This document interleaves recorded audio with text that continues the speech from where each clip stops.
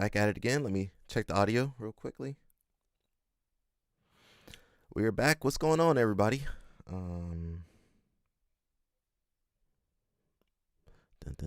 We are back. What up? Monday. I don't see the video. Oh, there it is. Alrighty, we're back. We got Cain Velasquez. We got Danaher. Dang, that's loud. We got Danaher. We got Gordon. We got Perfecto. You know you need to get banned. We got Danaher. We got Gordon. We got ADCC trials. Rolando. We got Rolando. We got everything. I can't keep up, honestly. I can't keep up. I try my best, but it's a tough job. And we do a live stream, 5 days out of the week, so it is hard for me to keep up. But we try our best over here, and that's basically it. We got Mr. J Flow. He says he's helping Lovato. Let's watch. He's helping Lovato get that national title now. Again, he's in NAIA, so there's levels to this. Lovato here. He is Lazars, baby. Come on. Rafael Lovato. He's here training some wrestling concepts as he is now vying for an NAIA wrestling national title. Super stoked to see him, try something new. He's obviously world class in jiu-jitsu, world champion many times. So we'll try and add a few layers to his already evolved grappling game.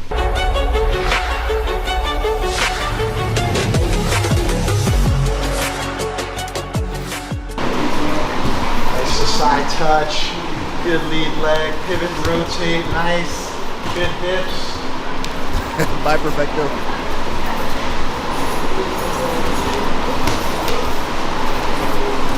Good, rotate, pivot. No, you were good. Oh, good? Side. Yep, perfect. Now rotate to me. Good. You want to take them the side their heads on, right? So if I have a body lock and we're over here, this is the way. Rather than this way, trying to bring you that way. Right. Look at your head. Turn the audio Y'all see that? So if you guys don't remember, J Flow wrestled at Nebraska. In addition to being amazing at judo. 1 minute.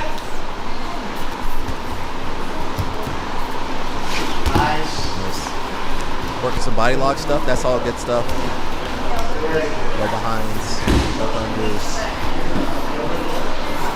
What's up, Sarah? Angle on that bump. He didn't stay in front. It was like. How's that knee, girl? How's that knee? Yeah. There's a little of this. Or if you have good feet. You see that? Yeah. It's like a void. Yeah, a vacuum. Gravitational pull. Yeah, I got you. Okay.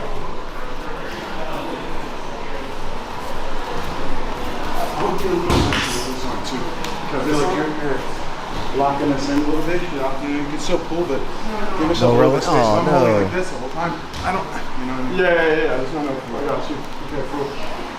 Just class. Okay. Just do what you can do.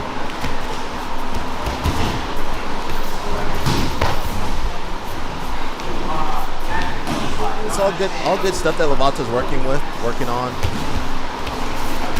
Slide eyes, go behind, stuff unders. So I switch stances. Yeah, that's fine. But the one that I play most is left leg forward. Perfect. I And believe wrestlers are usually right leg forward. Yeah. Lovato's So, a black belt in judo too. I could be wrong. Go right leg forward. Is there any attack I can do off this pass by where I don't have to switch my feet? Definitely. Okay. Yeah, for sure. Like I'm a lefty, so I get it.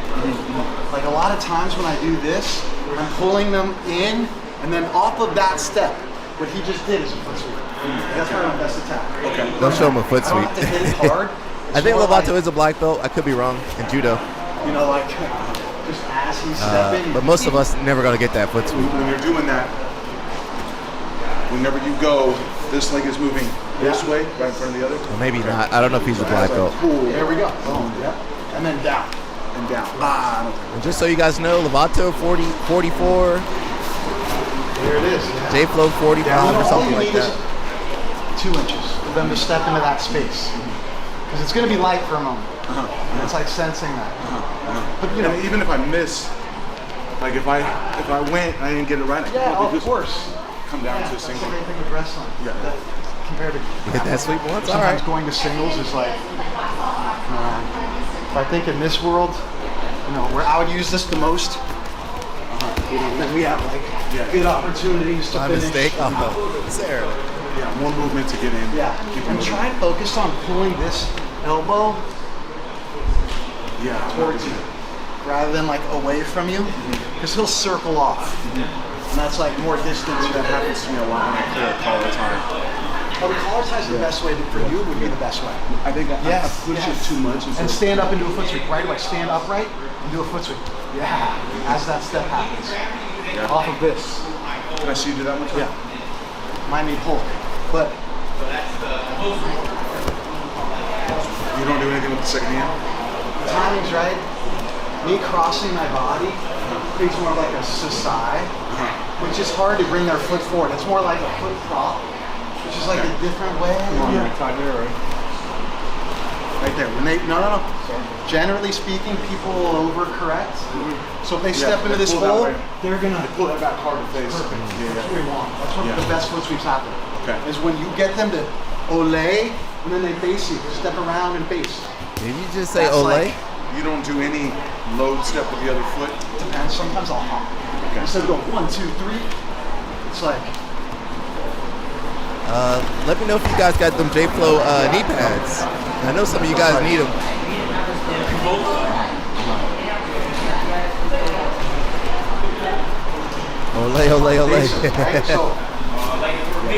Okay, I don't think Lovato has a black belt in judo. Yeah, it's okay. Yeah, pull in and down. Lovato ain't got no black belt in judo. I thought he did, Yes. Very good. but no, the foot sweep. So, wrestling.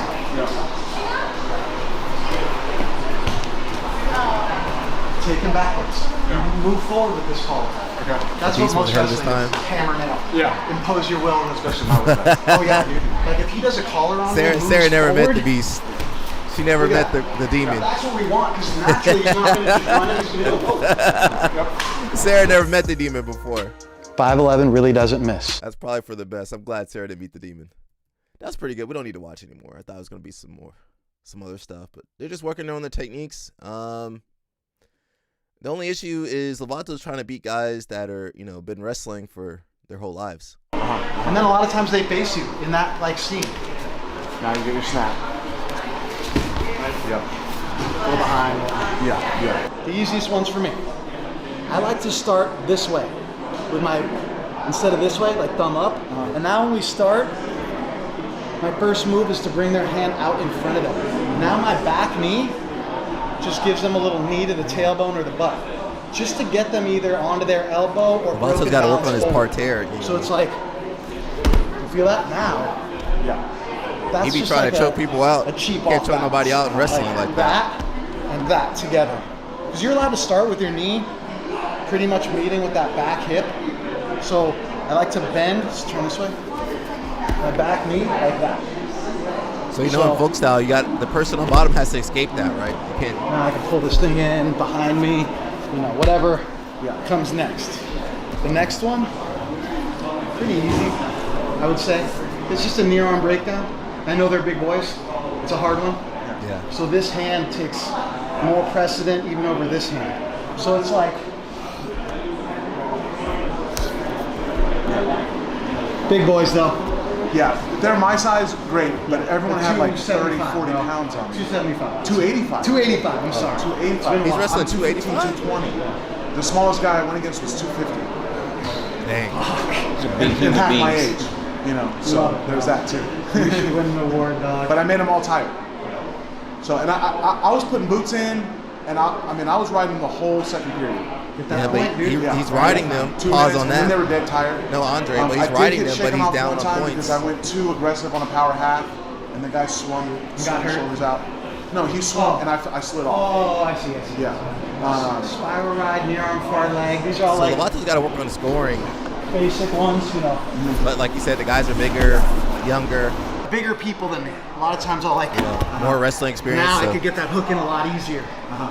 Whatever. Dude, I put hooks in, and these kids were just standing straight up, carrying me on their back. They And just the stand up, referees in yeah. college. And then I got in trouble. Stalling. The first match I got in trouble. I was like, what am I supposed to do? You have Lavato don't know the rules. Now you have 5 seconds to bring him Lavato down. don't know the rules. Yeah. Attempt to bring him down. So then I figured it out. I was like, okay, I'll leave one hook in, go straight to the Yeah, the broomstick. broomstick works great, man. Yeah. And that Kosoto off a broomstick works really well. So like, say I can't quite sit him. So what they're saying, you can't just put the hooks in and hang out. You gotta Especially on the fence. try to put them back on the floor. Put them back on the How's it mat. going to school? I'm not going to school. Oh, okay. I'm enrolled, but you're not going to really see me. Yeah. But they don't. So as of next semester, you'd be ineligible academically, or how does After that? March, they're just Okay, gonna yeah. withdraw. Okay. Yeah. So I love is it, what dude. is. I wish love the I could do it, NAIA but as far as that. Yeah. Like the clock doesn't stop. It keeps going in a way where you could keep wrestling until you're whatever. I came back for a half a season. Oh yeah. At Menlo. Okay. So I wrestled in Nebraska, took 3 years off for the Olympic cycle in judo, and then came to Menlo as a 26-year-old. Okay. And I wrestled like 13 or 14 matches, and I mean, it was a different level. Like I was able to, walk through it. Was that D3 or NI? It was NI. Okay. Cool. Hey, then- we're in yeah. And then now I'm gonna get like all the wrestling T-shirts. Yeah. I'm gonna fuck around and get that tattoo. Oh, God. Yeah. Like, I'm a wrestler now. Lavato So says, "Screw interesting jiu-jitsu, I'm a stuff. wrestler." There's other people like you too. There's gonna be other 31-year-olds out there, maybe. Lots of Oh, a lot of 40s. people already hit me up and Like, how do I do this? Yeah, well, and even I met a guy who had a really good story. He was like D1, took some respect. time off, came back in his 30s, and ended up winning a D2 title. Oh, nice. But he was already a wrestler. Yeah.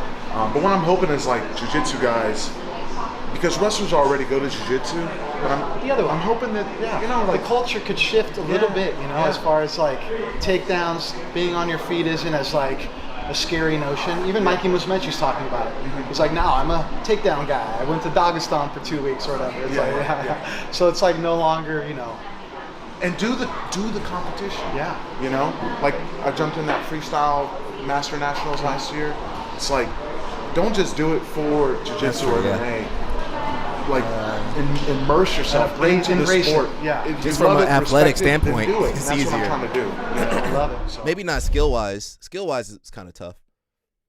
Well, no-gi, it's really hard. It would be almost impossible for a wrestler, most wrestlers, to get through gi to a decent level.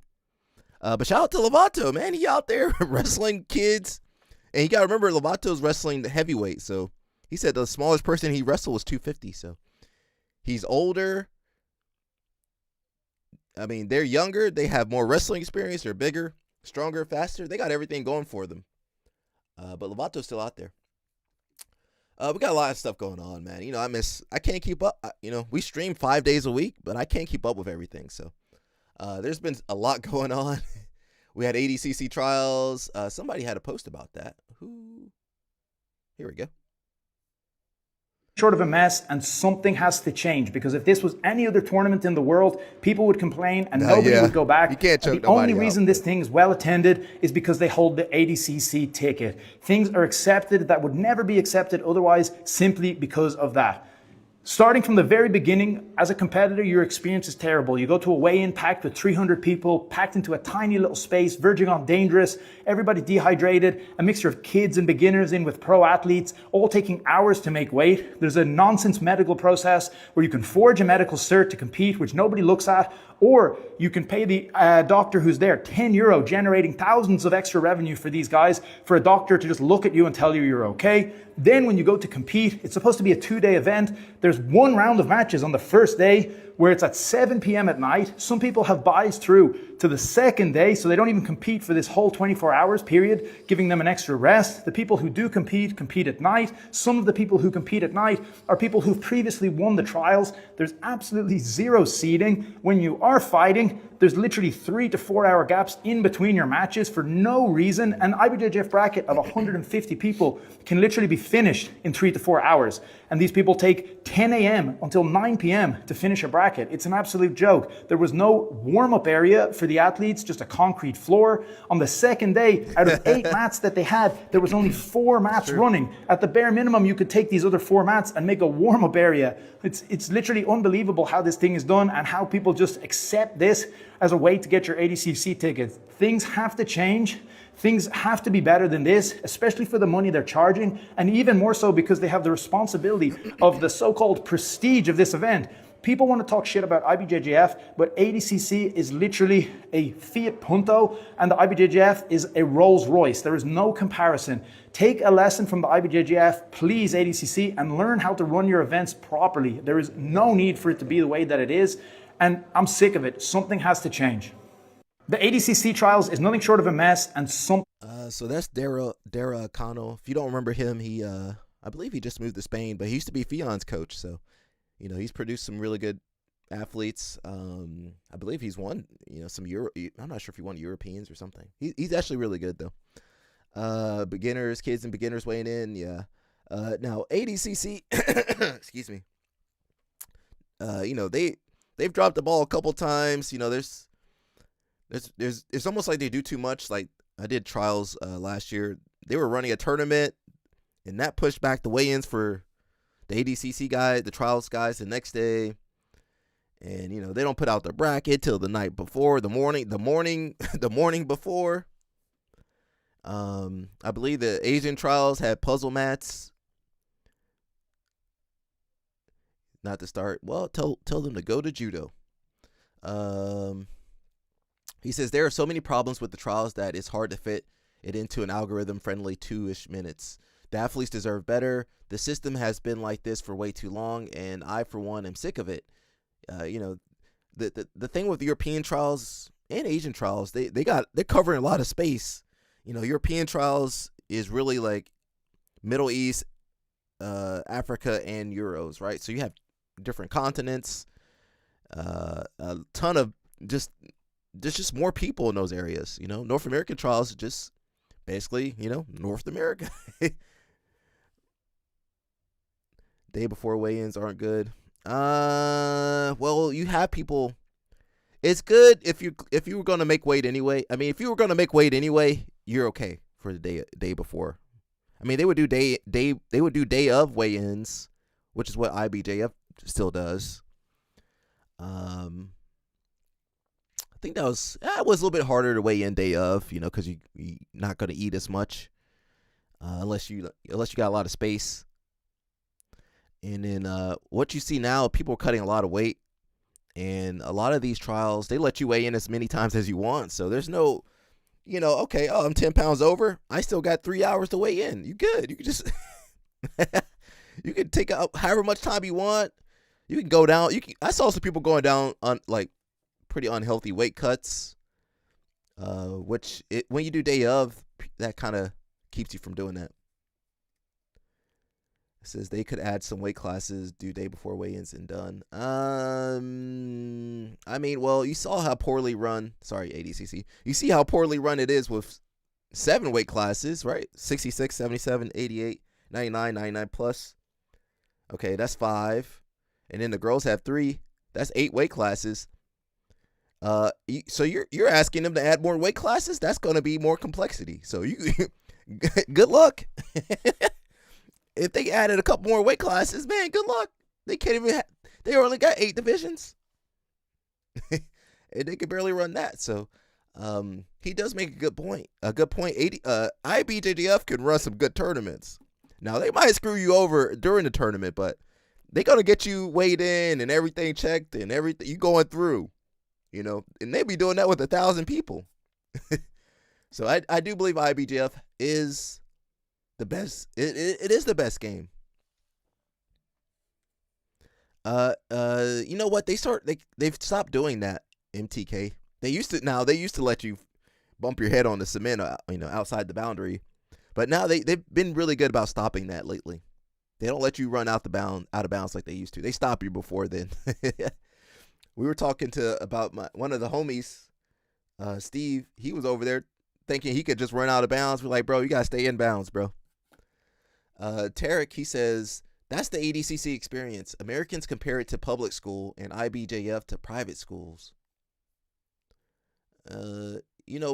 Everybody's got their issues, but I will say IBJJF will get you in and out. Exactly. Okay, they say 11:30. You better be there 10:30, right? And IBJF be putting your matches earlier, so you know. But they usually ran pretty well.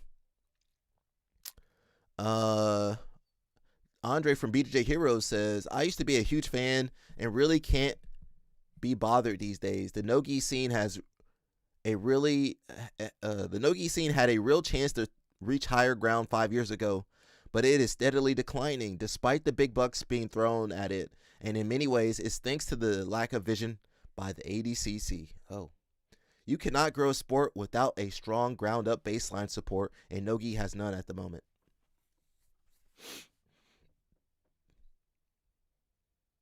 Yeah, it depends on what weight class and age category you're in. And, sometimes your gender, sometimes the girls don't have matches. Sometimes the Masters guys don't have matches, so they have to go younger. Sometimes the big boys don't got matches. So it depends. At least with IBJJF, you can move around. You can see, okay, there's nobody in my weight class, let me move around. There's things that can change. I'd be jumping on IBJF too. But they are the best show in town, so I can't really say much. ADCC has been around almost as long. But it's just, the way it started off is just as a spectator, a hobbyist kind of program. And I got another post for that too. Let me see if I can find. Oh, right here. So this is Gil BJJ. Remember the guy that said that racism doesn't exist? This is the guy behind BJJEE. He says, 2 legends of our sport that hardly anybody recognized at the ADCC Euro trials. So you got Pablo Popovich, who used to fight Marcelo Garcia. And then this is Guy Nevins, the global head of ADCC, working directly with Sheikh Tanoon. I don't know how to say that Sheikh's name. The Sheikh that started ADCC. The founder of ADCC. Crazy how fast history gets forgotten in this sport. Well, yeah, shoot. Well, we ain't got no. Listen, we need judo to save us. we not a real sport. But you have guys like this. You guys don't even know that guy, Guy Nevins. I believe he was with the UFC at some point. Pablo Popovich, I don't know if he won. Oh, he won 2009. Okay. But you guys don't even know the only person you guys know from ADCC is Mo. Your master trained Pablo at Carlson's in Rio. Okay. We had a lot going on, man. Let's see, where should we start? I missed 2 days and that's it. It says happy birthday to Kimbo Slice. He would have turned 52. Oh, it was a week ago. Okay. Shout out to Kimbo Slice.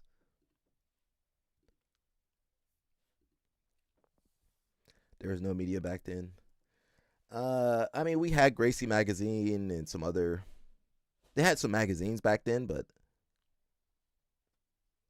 I'm not sure. Well, they should have recognized Pablo. Well, a lot of these people didn't start training till last year, so they wouldn't know who Pablo Popovich is. J-Rod didn't know who Marcelo Garcia was, so I can't help people anymore. They don't even know who Marcelo is.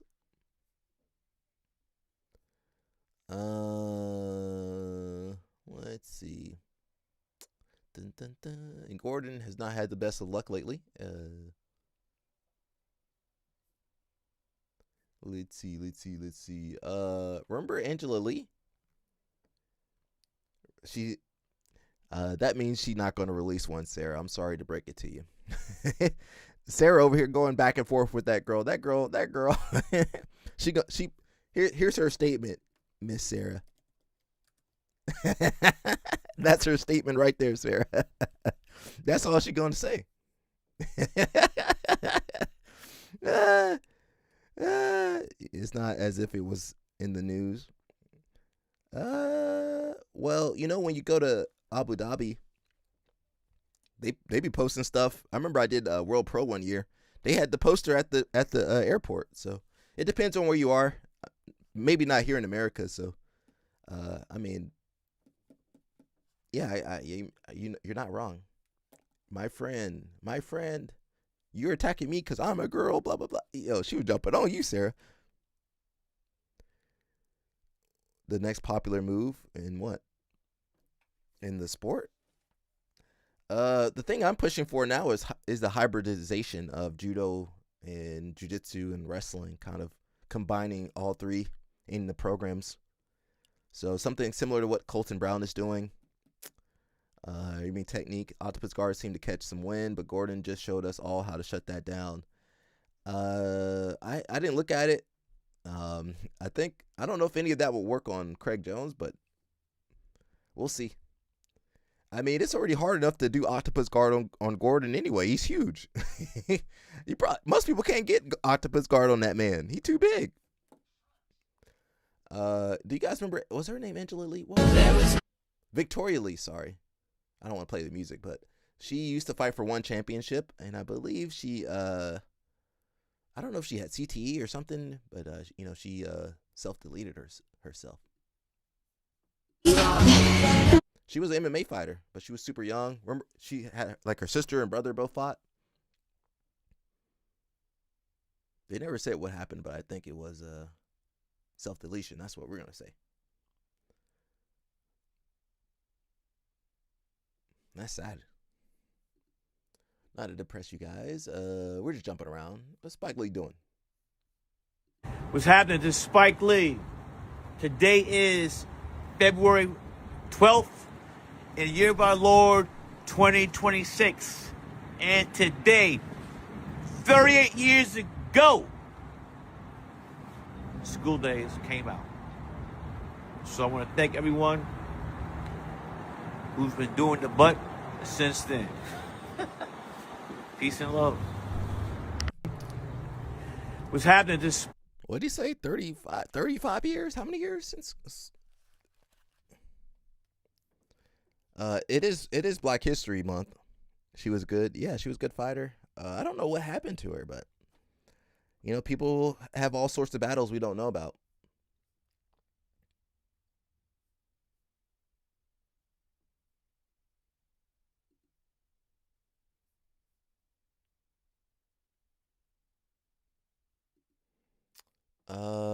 Let me see what this is. Craig posted this 2 days ago.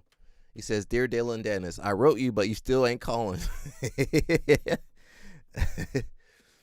He says, "Oh, just saw your post. I'll start betting odds on who Craig will fight when you pull out last minute." So is this is Gordon posting to Dylan Dennis? He says, "But seriously, if you need help prepping for him, let me know." Gordon, man, how does Craig stay in Gordon's mind so much? You don't even hear Gordon talk about his wife or anything, ex-wife, whatever she is, but he stay talking about Craig. They stay talking about each other. He says, "Let me know if you need help prepping for him, because if he asks me as someone who has also beaten you to help him prepare to beat you, I'd have to oblige. After all, I'm 4-0 combined against you too." Gordon crazy, bro. I don't think he's in his right mind. This man ain't in his right mind. And you guys gonna go over there and buy that Octopus DVD? That's crazy. He says, I'm 4-0 combined against you too. So really, whoever begs first will be the one I help. Let me know, man. Oh, and just a FYI, I'm not cheap, so make sure you ask the fam if you can dip into the trust fund. Is this Gordon? Was that Gordon on there? That can't be real. He said you might have to dip into your trust fund for this one. Who wrote this? Who wrote this? That can't be Gordon. That's too funny. He said, just an FYI, I'm not cheap. Was that Gordon or Danaher? Who wrote this? That's funny. He said, I'm not cheap, so make sure you ask the fam if you can dip into the trust fund for this one. That's a good one. That's good. That's good. I wish I thought of that. Talk soon, champ. Had to dip into the trust fund. That's a good one. He says, and if I were to, and if beg for my peasants, beg for me peasants, yeah. That was funny though. He said you might have to dip into the trust fund. That was a good one, man. That was the funniest thing he said since Crooked Craig. He says, and if I were you, I wouldn't take out out loans to cover camp costs, hoping to pay it back with purse money. They don't pay. And Gordon's still upset they didn't pay them people. Well, they lost the tournament. Team New Wave lost the tournament and they still wanted to get paid. Imagine that. Imagine you lose and still want to get paid. I know we lost this, but can we get $1 million? Hey, that's crazy.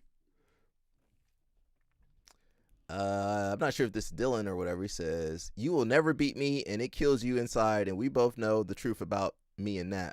Uh-oh. I don't know who's talking. I'm just reading posts at this point, everybody. I don't know who's posted what. I don't know if it's true. Could be all made up. He says, "How can I beat you? You don't compete, LMAO. You and Nat. The best part is that if Nat actually had to go from banging me to banging you, she would have certainly, let me not say, well, we can't see what that word where the couch is, herself."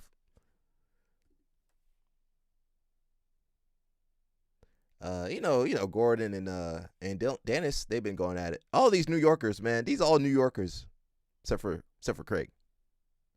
Well, New Yorkers and New Jerseyans. That was almost near guard pass right there, though, Gordon.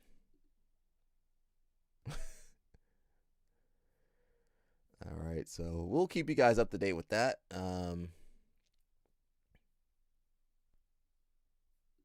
I watched the last 2 Paramount cards, right? And it's not a prestige thing that you get to it's Saturday, let's sit down, let's buy a pay-per-view, let's lock the in and watch it. I feel like now it's it doesn't have that same essence. Yeah, there's so many of them, right? Like back in the day, we'd be able to there'd be 4 UFCs, right? It'd be Chuck versus Babalu and Tito versus Ken Shamrock and Matt Hughes versus Gil Castillo. You'd have a stat card because only 4 times a year. And now you got one every weekend. And also I think the fighters are becoming more athletes than fighters, right? And I think their athleticism is sometimes, beating the guy who's a fighter. But it was just a different era, right? It was just there was some, crazy there was just bangers. Yeah, just bad intentions, you know? And I don't know why. I was literally sitting there. Even my producer, he was sitting here, he goes, "I fucking hate this." He goes, "Paramount's ruining UFC." He goes, it just it doesn't make sense to me. Why is that the co-main event? I want banger. And I was like, dude, this is the era we're in.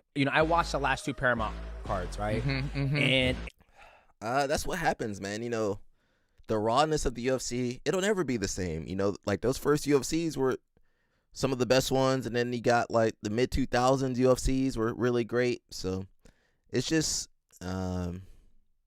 you had snooze fest back in the day, but you had people that would go out there and risk their lives back in the day, though, trying to kill themselves. But it's just the way it's going, man. So every sports got its kind of peak and kind of lull, and I think the UFC peaked already. I think probably back when with Conor McGregor, basically. I think that was the peak of UFC. I could be wrong, but you had those champions like GSP, John Jones, Anderson Silva. Man, you thought that was it. Conor McGregor, that was it. Okay, you got some Dagestani guys, but come on. I think the UFC peaked, and it's just a regular sport now. I like to. We got Rafaela Guedes. Remember her? She used to train at Autos. She was one of the bigger not bigger, but she was as far as the girls before. She was before Sarah Galval. She was the main girl there. So she's over here training at Legion a couple of days ago. Now go my knee. That's a nice move. So when they have the Rosa La Hiva, I go here. I kind of sit on that just to cook the leg. Now he cannot do much from here. I'm gonna pin his hand, my free knee over his knee to take it off the De La Hiva. Just like this. 1. Now I step over. Now I gotta recut. Coach cannot do anything from here. Right? If you try to move. It's not a bad move. That's a good one. Fast. Might try that. I like tonight. to pin. Now go. Might have to train that tonight. We had our homie Zion. Zion got caught. We got audio. If you guys don't know Zion, he used to wrestle and he has a record for chair racing. I think I can't remember the name of it. Dagestani Mikey with his coach. She says, my take on Andre Galvao and jiu-jitsu creeps. We got a lot of those over here. So this Andre Galvao Atos controversy sucks for so many reasons, but I think the number one thing that really gets me is that Andre was not just some like scrub-in off the streets. He was a high-level black belt with Atos. And we've seen the explosion of jiu-jitsu and popularity in the last couple of years. And I can confidently say, as a woman that trains and as a nosy woman that trains, I always am asking women, why do you train jiu-jitsu? I have never, not one time, been told, oh, I just felt like it, or it's fun. It's always, I need to protect myself. I had a bad experience. I want my daughter to know how to defend herself. These are the reasons that women and girls train. And it is incredibly damaging to the community and to the sport when we have high-level men acting in ways that are completely inappropriate and unacceptable. I think that if you train jiu-jitsu, you have a responsibility to call out this crap for what it is and to cut it out of our community like it's a cancer, because it is a cancer. I want to see jiu-jitsu continue to grow in popularity. I want to continue to see girls and women on the mats. I want to continue to see women and girls thrive, everyone thrive in jiu-jitsu. And I think the number one thing, if you're a woman and you want to train, is to find a good gym. I've trained in gyms where there were no upper belt women because the environment wasn't conducive to a woman wanting to train there. The culture wasn't good. And I've trained at gyms where it's amazing and everyone is respectful and women are allowed to thrive. And it's really, really important to find a good gym. And it's also really important to be a good gym. Like, be a good gym. Have those morals and have that integrity and treat people the way that you'd want to be treated, especially if you're a man in the sport. Understand that women coming to the sport is an act of trust, and it should be met with respect and with decency and honor. So this Andre Galvao Atos.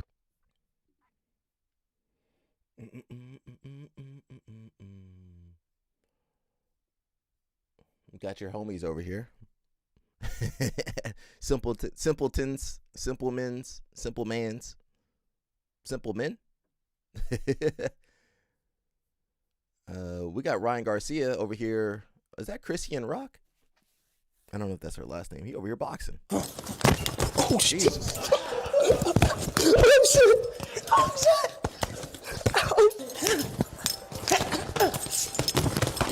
Dang, God, dog.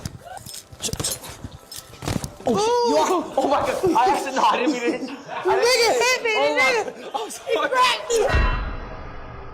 I'm sorry. I think she ran into that one, though. Shit. No, that was on accident. I think she ran into that one. Oh my bad.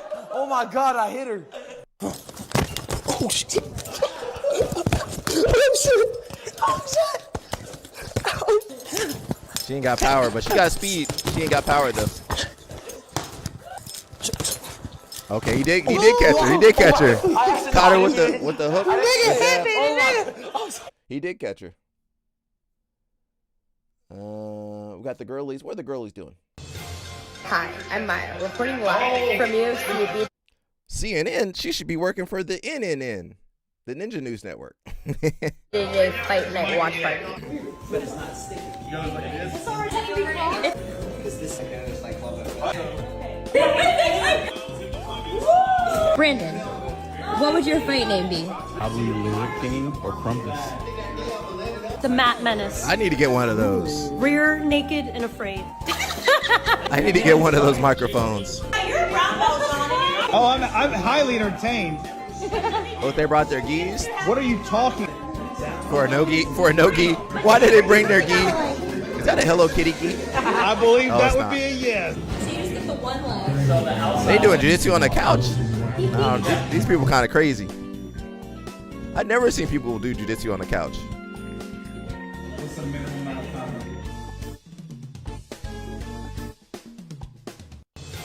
Hi, I'm Maya, reporting live. Ninja News Network. You made it? You made that video, or you say you made it to the live stream? You got Mikey with all his belts. Now, did he wipe those belts off? You can't put no dirty belt on your bed, right? No, it's got all the bacteria on there. Oh, to the live stream? Welcome. You gotta wipe the belts off. I'm being honest. Those belts got bacteria on there. At least spray it down with some Lysol before you put it on the covers. Man, am I crazy? I ain't putting no belt on my bed. You probably had that thing on sweaty. No, wipe that thing off first. That's dirty. The least of its concerns, yeah. What the heck is this? This one was my first gi in jiu-jitsu when I started training in Japan. And the reason why is because I didn't have money. So let me tell you how I wash my gis. So if you look right now, eating spaghetti in the bed? No. You can't eat spaghetti. That red sauce gonna get everywhere. That red sauce, you can imagine Mikey eating a big plate of spaghetti and he's slurping the noodle and it's all the red sauce get all over the covers. Man, I'll be upset. You can't do that, Mikey. That's illegal. He getting all that pasta sauce all over the cover. Look in this thing, no dryer and no hot water. How to wash your gis, you can wash everybody. your gis in the hot water. You gotta wash in the cold water. Another thing, you gotta use only soap. Don't use softener, because that's gonna damage the material, you know. Imagine you paying like $150 or $200, you just damage the material. It's gonna rip and you have to buy another one. I don't like that bottom Make loader. sure you put in the cold water. And after it's done, I don't like to hang in the sun because that's also damage the material, you know. Sun is pretty strong. So I like to hang inside so that way I don't damage my beautiful and nice vital gis. And make sure you go out there and get vital gis. This one was my first gi. Okay, I got one complaint. I got one complaint from that video. I didn't see a belt in there. I didn't see that belt in there. Now, if you guys know me, I wash everything. I wash my belt, my gi, underwear, everything get washed. Everything get. I didn't see no belt. I ain't see no belt. So maybe forgot to wash it that day.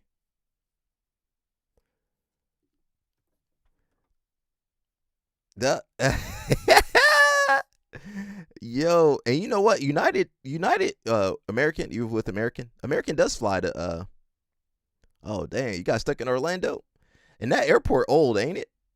I flew out of there last year. That airport old. That Miko, is it Miko? What am I thinking of? Yeah, whatever, the Orlando airport old.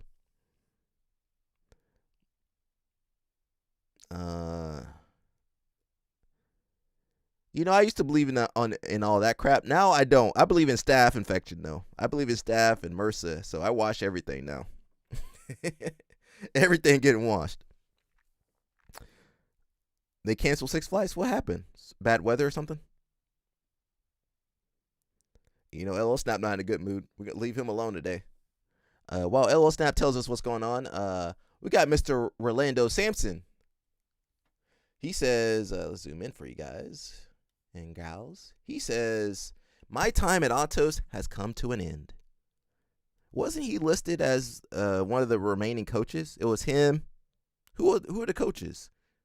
It was Sarah Galval, Rolando Sampson, and Mike Perez. But I guess Rolando's not staying either. So who's coaching up there? We need to find out.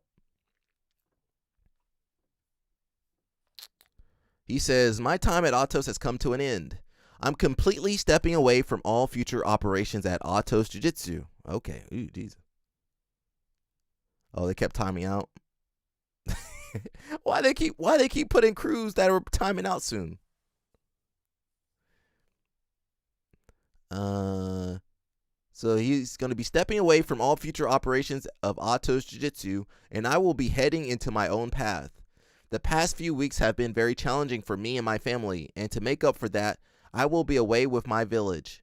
I walk away with nothing but immense gratitude for Atos Jiu-Jitsu for the many years of support and the opportunities that would have never been presented to me otherwise. I leave with only wonderful memories and wisdom that God has laid out for me to become both a better leader and a better man. Thank you to those who showed genuine concern and understanding to me and my family during this time. I pray for everyone who's been affected to find peace and to do what's best for them. Thank you to everyone who supports me and my family. Thank you to all my students for their trust in my work. This was not easy for anyone, but I'm just so grateful for it all. People are always going to talk. When people go low, we stay high. So stay tuned for what Team Samson has in store. Stay safe and stay blessed. He might have written that himself, though, Sarah. Now, now that message came out a little later than, well, at least he put his message out before homegirl, Mackenzie Dern. Mackenzie Dern done ghosted Sarah on here. What did you expect, though, Sarah?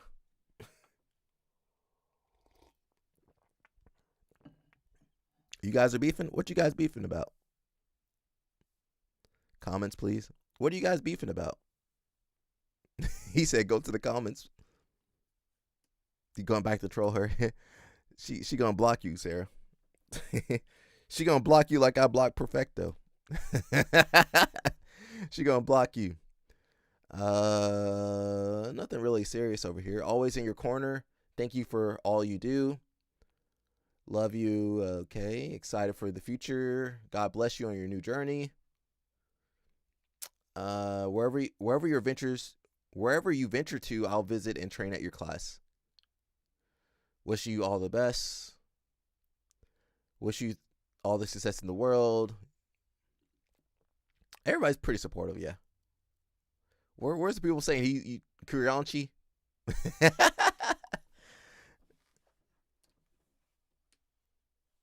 You commented on his Gordon's post. I'll go look for it. Everything happens for a reason. Thank you, Professor, for all your training sessions. You've been a wonderful coach. Okay, nothing but good stuff to him. Now, you guys know the Thumb. You know the Thumb got a post about all these people, right? The Thumb. Let me find the Thumb for you guys. He's somewhere. Let me find the Thumb real fast. Where's the Thumb at? The Thumb. You know, Elwood Snap came up with that. I wish I couldn't think that far ahead.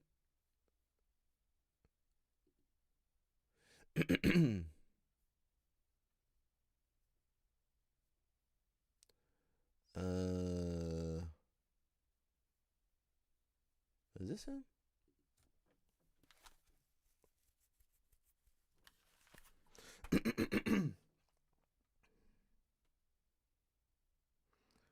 Says Gordon retired today after 15 years. 15-year-old comments. Oh, no, that's why he retired.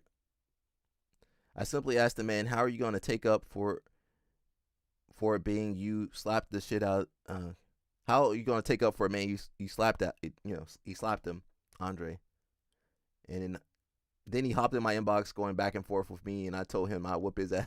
Yo, he ain't on. He said he can't fight. He said he retired, man. He can't fight you. The Thumb says, which reminds me, we got to find the Thumb on he's on. He got some crazy stuff he posted to LinkedIn. I can't tell you who the source is, but I'll pull it up in a second. He says, they always counted me out 20 years ago. No family name, no financial backing, no big team protecting me. They thought that meant I was weak. That was their first mistake. I was never poor. My mind has always been rich. I was under construction. My situation was temporary. My mentality was permanent. While they were comfortable, I was building. While they were talking, I was sharpening. While they were plotting, I was preparing. Oh, yeah. Here we go. I never chased revenge for me. They never worth it. I chased evolution, but now the mask is off. The Ratos exposed themselves. The Ratos. He said the Ratos. Atos. Yo, I just got that. Did anybody just get that? Look. Did you guys get that? Atos? Put an R in front of Ratos. The Ratos. Sarah said he looked like Master Splinter. Wasn't Master? He said the Ratos. The Ratos. Yo. He got some bars too. You look, that was pretty ingenious. The Atos put the R in front of it, the Ratos. That was pretty ingenious. I'll give the Thumb that. I'll give him a thumbs up for that one. I'll I'll give him a thumbs up for that one. He gets a big thumbs up. Do we have thumbs up in the chat? Put a thumbs up. I'll put the black thumbs up. It's Black History Month. Let's give him a big thumbs up, everybody. See, this is how stream lore develops. The stream Ratos. Yo, he said Ratos. Why you do that? That sounds worse. That don't sound good. Now it sounds funny to me. Elo Snap says, we thought you were dumb for smashing a fake Rolex, to be honest. We're gonna look at his we got some pictures for you guys to learn. Elo Snap.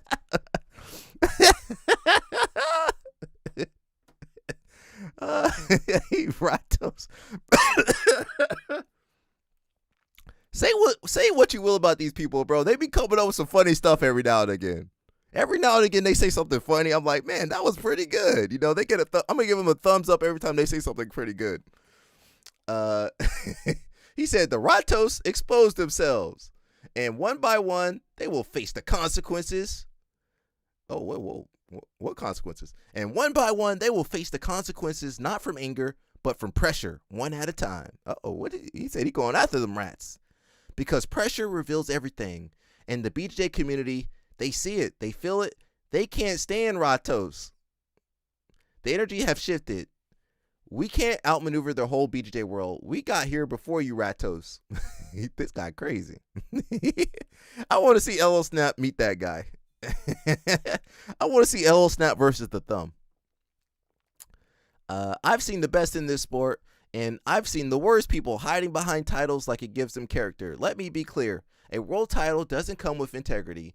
It doesn't come with personality, and it definitely doesn't come with the ability to teach.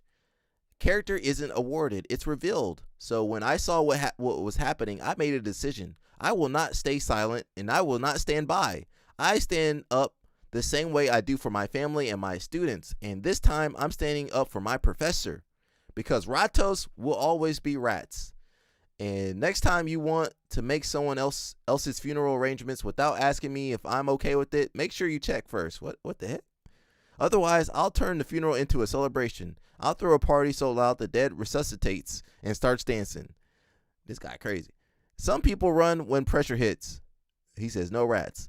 Some people rise, half Swiss, half sin location. He's all Brazilian, everybody. If you've ever been betrayed and choose to come back stronger, comment still standing. Let's see who's built for it. I was prepared, directed, and corrected for this moment. Check my name in the Bible, and you will see why I'm who I am. My man said, the Ratos have exposed themselves.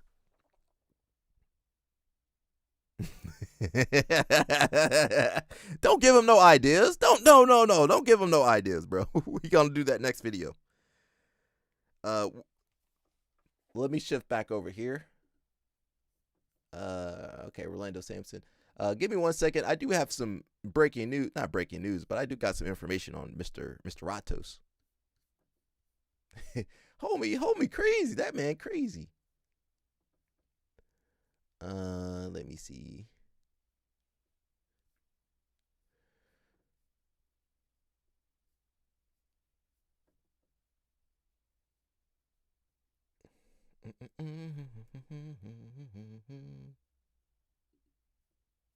Gotta open some new tabs over here. I think I met this guy a long time ago.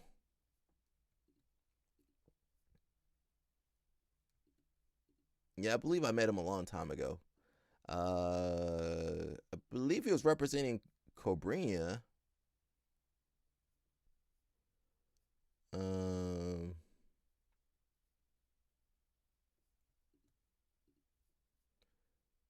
This guy's moved around a lot.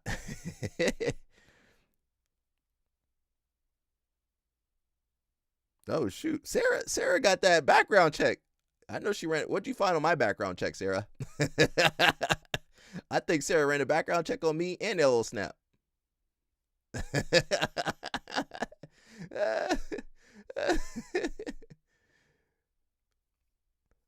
Some of this stuff I maybe did find out somewhere. Where's the thing I'm looking for? Let me see. I'm looking for. Okay. Let's see. I gotta sign in with LinkedIn. Where's my LinkedIn? Oh.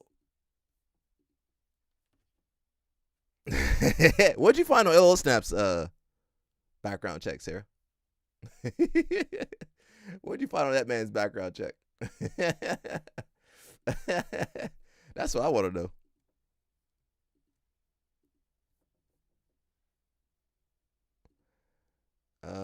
Let's see. Did this pop up?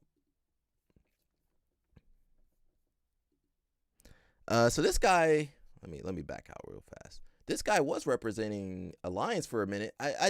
Maybe I did meet him. Maybe it's possible I met him.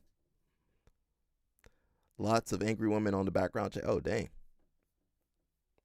So, you guys can't even see. So that's him with Isaac Dodeline. This is at Cobrinia's. Okay. Cobrinia. That might be his son? Little Cobrinia. So he was Alliance. I might have met him a long time ago.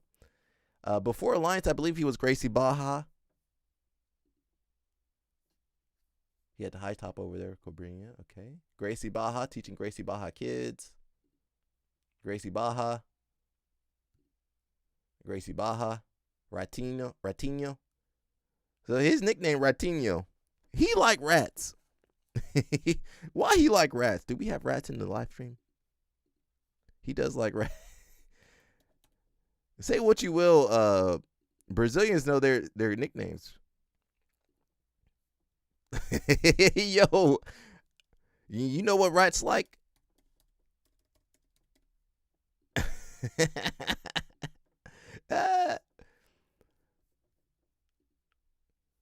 Okay. Oh, look, we got Sarah plugged in over here. Sarah, she said he had queso. Yeah. He was sued. Says this case was last updated from Texas County courts. He was living in Texas and got sued over there. Case summary. August 10th, 2022. Discover Bank filed a commercial and trade debt collection lawsuit against Jonatas Elequim de Silva. This case was filed in Texas court. Cases Harris County Court located in Texas. The judge overseeing this case is Manpreet Singh. The case status is closed. So I'm not sure what he got. What was he sued over?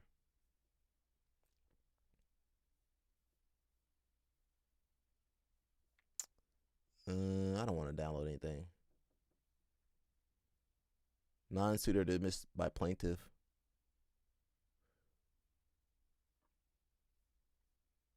Let me see these court. We got to download. I don't want to download that. Yeah, it didn't say what happened. Discover Bank. What do you think happened over there? I mean, a lot of us in pictures with people that are crazy. So let's read his LinkedIn, and that'll be it for him today. We're not going to follow him no more. It's in Houston? Oh, he was in your neck of the woods? You know what, Ella Snap? He was teaching at a school. It was like a big gym. He didn't pay his bills. Yeah, but how big were the bills to where he got sued? It had to be some large amount.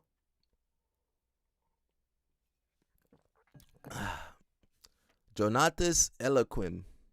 He says, expert in regulating emotions using Brazilian Jiu-Jitsu, 25 years of experience in France, USA, Brazil, and Switzerland. In a modern work environment, mental health is 90% of the team performance. Otto's BJ is your place. You need to work on his,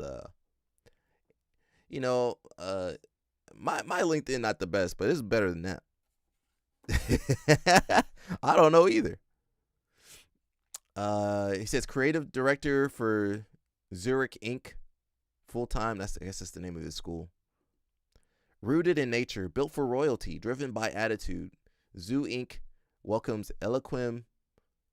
What's his last name? Jonatas Eloquim as creative director. A shared belief in craft, discipline, and fearless expression. Swiss precision meets rock and roll spirit, shaping the next generation of grappling heroes. ZHU is youth focused, purpose built, unapologetically bold. This is not a trend; it's lineage. ZHU. New chapter begins. The next generation grappling brand for kids and youth. ZHU Zoo. I'm just saying Zoo. Doesn't regulate finances, evidently. Oh, Texas, yeah. He regulates emotions, not finances. I think his wife, not to tell his personal information, but I believe his wife has real money. She's the breadwinner. Jonatas brings vision, storytelling, and world-class creativity to reshape the market. This is just the beginning. The heroes are rising. Okay, I don't know what any of that means. He was the chief executive officer for Otto's Jiu-Jitsu Zurich. Okay, December 2021 to present. So he's the chief executive officer for Otto Zurich, head of martial arts development for Oath Athletic, 2016 to 2019 in Houston. Houston, Texas, right there. How much money did they lose? Is she a stud? She's not a stud, is she? Ella Snap, what kind of background check did you run on that girl? He spelled martial arts wrong. Maciel. Bro, Sarah don't let nothing get by her. Don't screw up, everybody. Sarah, get on you. He did spell that wrong. PhD student, Cobrinha HQ. I don't know if Cobrinha signed off on this. 2016 to 2019. PhD. Jiu-Jitsu PhD. Okay, we got to go look that up. I want to see who her Valentine's. It wasn't me or you, was it?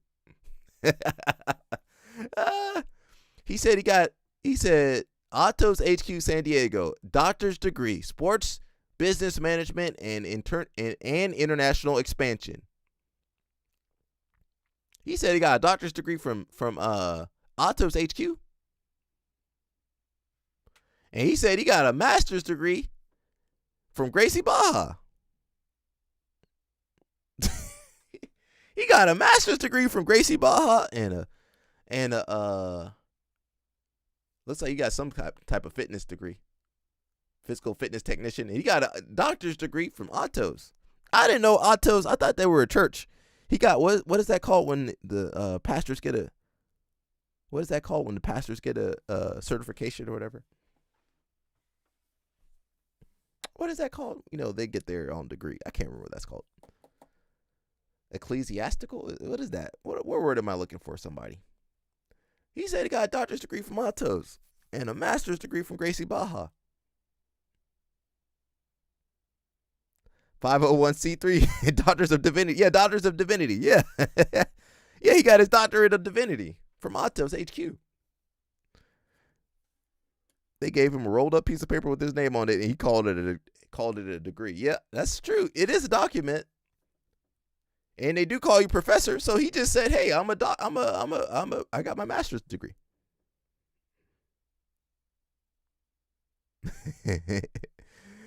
Yo, I got my doctorate. He said, "Call me professor." Now let me see if Ella Snap was right about that girl. Not to pry into her business, but we want to see who her Valentine's is.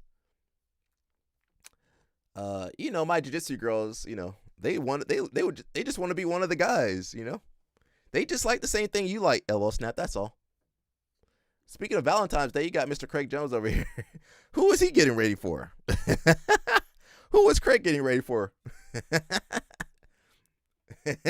That's how LO Snap show up for his Valentine's.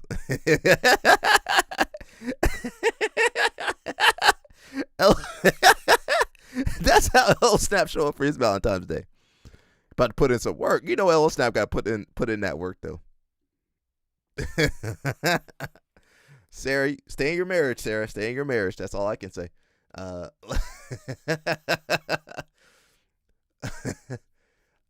was that girl's name? Akonda Savage.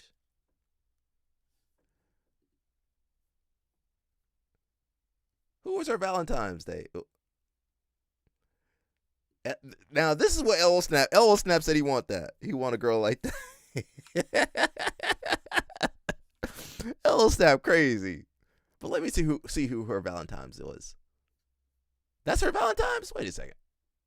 We missed the post. Wait, Hasim, you're her Valentine's Day post? Okay, that's the wrong one. Who was her Valentine's Day? She didn't post it. We missed it. Yeah, we missed it. Okay, we missed it. Too late. Where were we? We're jumping around. We got some dude from Atos. This is the kid that won. Did he win Nogi Worlds? Don't become statistics, yeah. This is the kid that won Nogi Worlds from AOJ.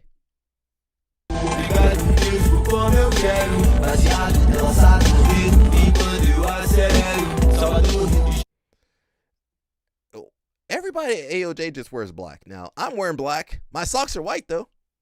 Everybody be wearing the same outfit. Look, all no gi all black, regular clothes all black. The gis are white.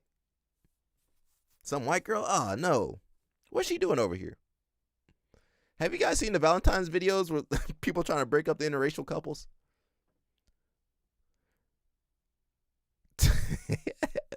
LO Snap crazy, man. You might see some more people at AOJ.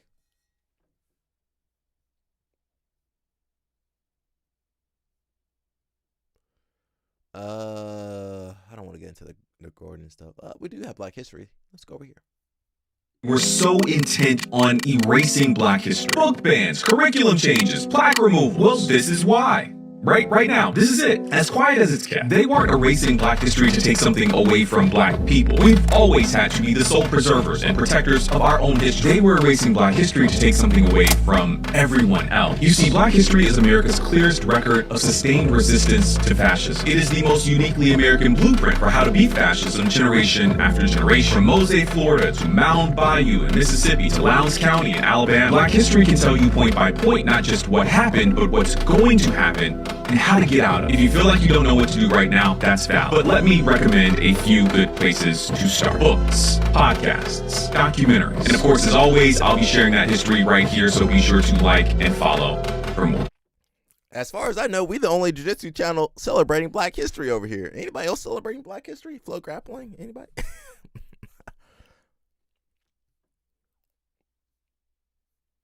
What is this? A wall after watching this video. Here's a video of a Korean Olympic judo gold medalist giving advice to a middle school kid who's having a hard time facing a failure or losing a match. Check it out. 인생 몇 번 졌을 것 같아? 엄청 많이 졌겠지. 그러고서야 내가 만들어졌겠지. 지는 것도 연습이야. 처음에 유도 배울 때 뭐부터 배웠어? 그렇지. 잘 넘어지는 것부터 배웠지. 잘 치고 일어나. 그리고 다시 일어나서 또 도전하면 되는 거야. 그래서 마법이라는 게 있는 거야. 불안했다 그럼 뭐 해야 돼? 너무 멋있다. 그러면은 불안함이 생겨? 안 생겨. 힘들어가지고 쓰러져 있는 네 모습만 있을 거야. You're gonna be ready to run through a wall after watching this video. Here's a video of a Korean Olympic judo gold medalist giving advice to a middle school. He's right. You know, you learn break falls in judo. That's like the first lesson, right? Now, what lesson do you guys learn in jiu-jitsu? How to berimbolo? Jiu-jitsu all backwards. Train Angry, what's the call? Oh, Train Angry got some. Gordon, what? Let's just listen. I can't explain everything, but let's just listen together. So I believe Train Angry got a voice clip of Gordon talking about culture in Brazilian culture. How to rock the bit. Yeah, Jesus Christ. That's how he learns it. Let's listen to Gordon real fast, but viewer discretion advised. Culture is dominated so heavily by Brazilian culture that it kind of became more normalized in our sport than it otherwise would have in other sports because it is just built into the culture in Brazil. I think it's way worse if you're like teaching a girl from like the age of 8 and then you like, start like banging her when she's older. That's totally unacceptable in my opinion. But I do think that there is like a little bit of a culture. I hope that it comes out and it's dealt with. If it's true, it's definitely a huge problem. And I do feel like in jiu-jitsu this is going to be so controversial, but I do feel like there is just a culture within jiu-jitsu where, for like in Brazil, for example, like I think the legal age is a lot lower. So for older men to date a lot younger women is just like a totally culturally accepted thing. I know people, in their like late 20s who are like dating 14-year-olds in Brazil. And it's just like a relatively normal thing, as it is in the rest of the world. But it's just not how we do it in America. The culture is dominated so heavily by Brazilian culture that it kind of became more normalized in our sport than it otherwise would have in other sports because it is just built into the culture in Brazil. I think it's way worse if you're like teaching a girl from like the age of 8 and then you like, start like banging her when she's older. That's totally unacceptable in my opinion. But I do think that there is like a little bit of a culture. I hope that it comes out and it's dealt with. If it's true, it's definitely a huge problem. And I do feel like in jiu-jitsu this is going to be so controversial, but I do feel like there is just a culture within jiu-jitsu where, for like in Brazil, for example, like I think the legal age is a lot lower. So for older men to date a lot younger women is just like a totally culturally accepted thing. I know people, in their like late 20s who are like dating 14-year-olds in Brazil. And it's just like a relatively normal thing, as it is in the rest of the world. But it's just not how we do it in America. The culture is dominated so heavily by Brazil. I remember saying something similar, and where was Spirit of Justice? Remember Spirit of Justice started jumping on me? Someone has a good post here. Gordon. It says, let me zoom in for you guys. It says, some aspects of Brazilian law that some of you Americans may not be aware of. It is very difficult for an abuser to be convicted in Brazil. Same thing here in America. It's hard to put these people away. Our judges and prosecutors are not elected as they are in the U.S., and plea bargaining is not used as a tool to increase conviction rates. Most individuals convicted of rape or sexual abuse are acquitted on appeal under the principle of in dubio pro reo. When in doubt, rule in favor of the defendant.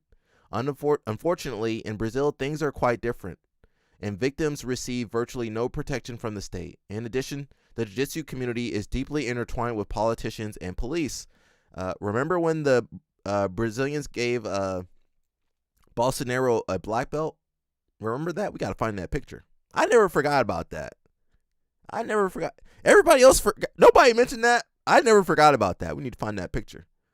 That would be like Gordon giving Donald Trump a black belt, a jiu-jitsu black belt, which he probably would.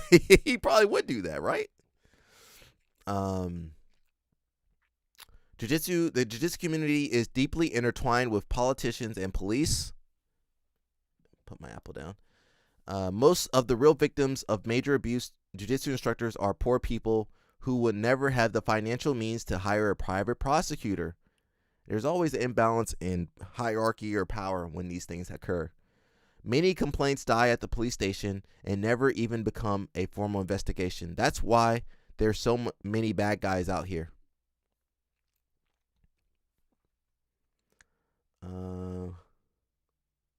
That's true. Well, hey, listen, I plead the fifth on that, L Snap, but you might be right about that.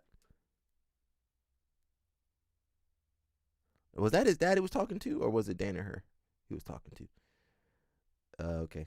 Yeah, I don't know. That whole family messed up. Let me bring up the Bolsonaro, though.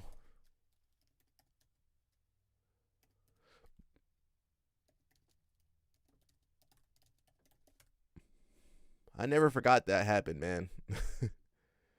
Never forget. Never forget, okay? Never forget. Never forget, okay? Never forget.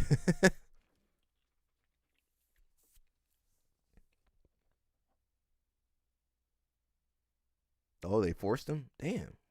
Damn.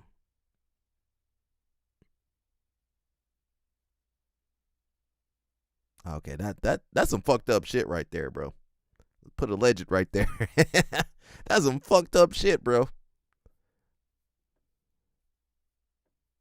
That's some fuck. Jesus Christ.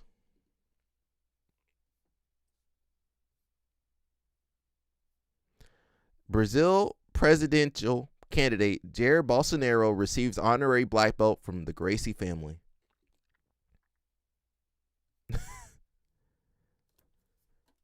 Damn. Oof. That makes me sad, bro.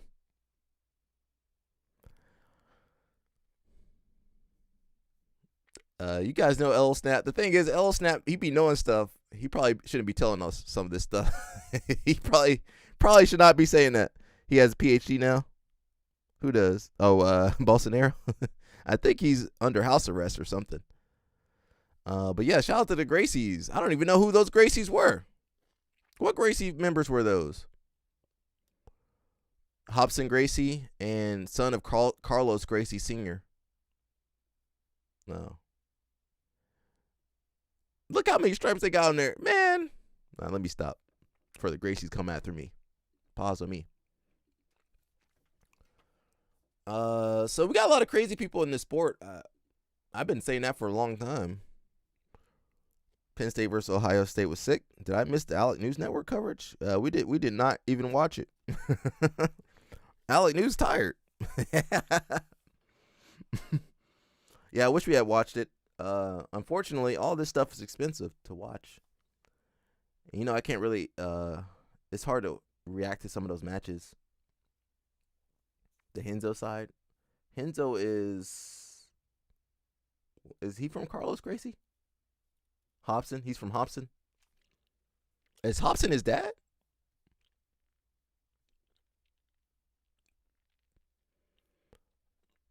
We'll come back over here for this one in a second.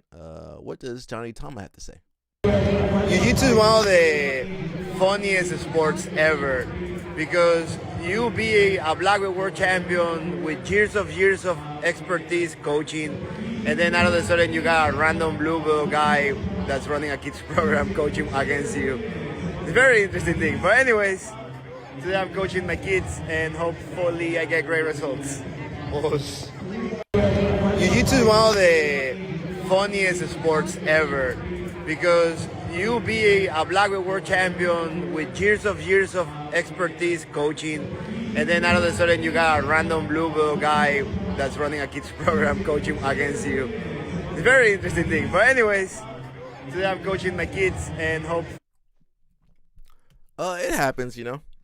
I remember the video. It was like I don't know if it's high school or middle school. The dude is coaching, and then Cormier comes out of nowhere. And he's like, dang, I got to coach against Cormier? At this point, I don't think they should let Brazilians around kids. You know what? That sounds pretty good, actually. That actually sounds pretty, that makes a lot of sense.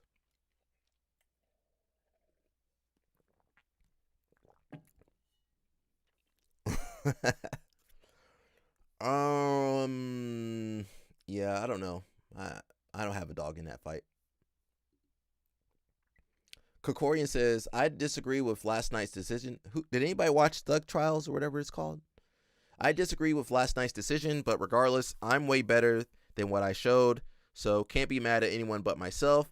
Hope to run it back ASAP, but until then, congrats to Gabriel, what's the guy's name? Souza? Gabriel Souza? It's crazy. That guy was dating Fionn. I wonder how much fun. Let me stop. I plead the fifth. I wonder what happened with that. Remember Gabriel Souza was dating Fionn? Dang. Some guys get all the luck in the world. Let me stop. Hope to run it back ASAP, but until then, congrats to Gabe, and thank you to the Thug Trials for putting on the match. And of course, thank you to everyone who supports. He says, man, I swear I remember, but it's like it never happened. Yeah, she is the Taylor Swift of jiu-jitsu. 90% knockoff rate right now are Brazilians, 1% on Mexicans because of J. Are they Mexican? What are they? Gunrod and one white guy and 0 black people have been convicted. And before they say anything about Lloyd, he was found innocent. That is true. He was found innocent, and all his stuff, none of his stuff happened in jiu-jitsu except for the other guys that got in trouble.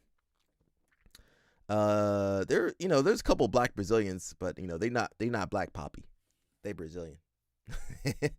Again, don't forget about the girl. Again, abusers, predators don't have a gender or race. It could be anybody, really.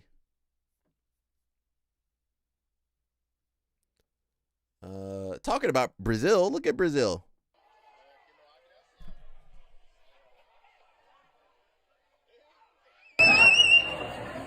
Puxando aí, ó. A perninha dele aí.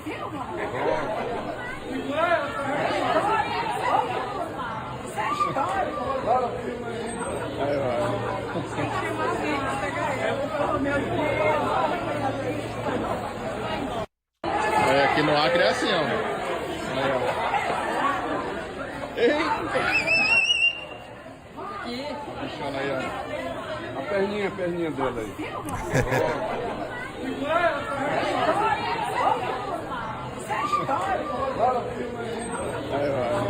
That beaver. What'd you say? He said that beaver running wilder than Sonny's. Oh, okay.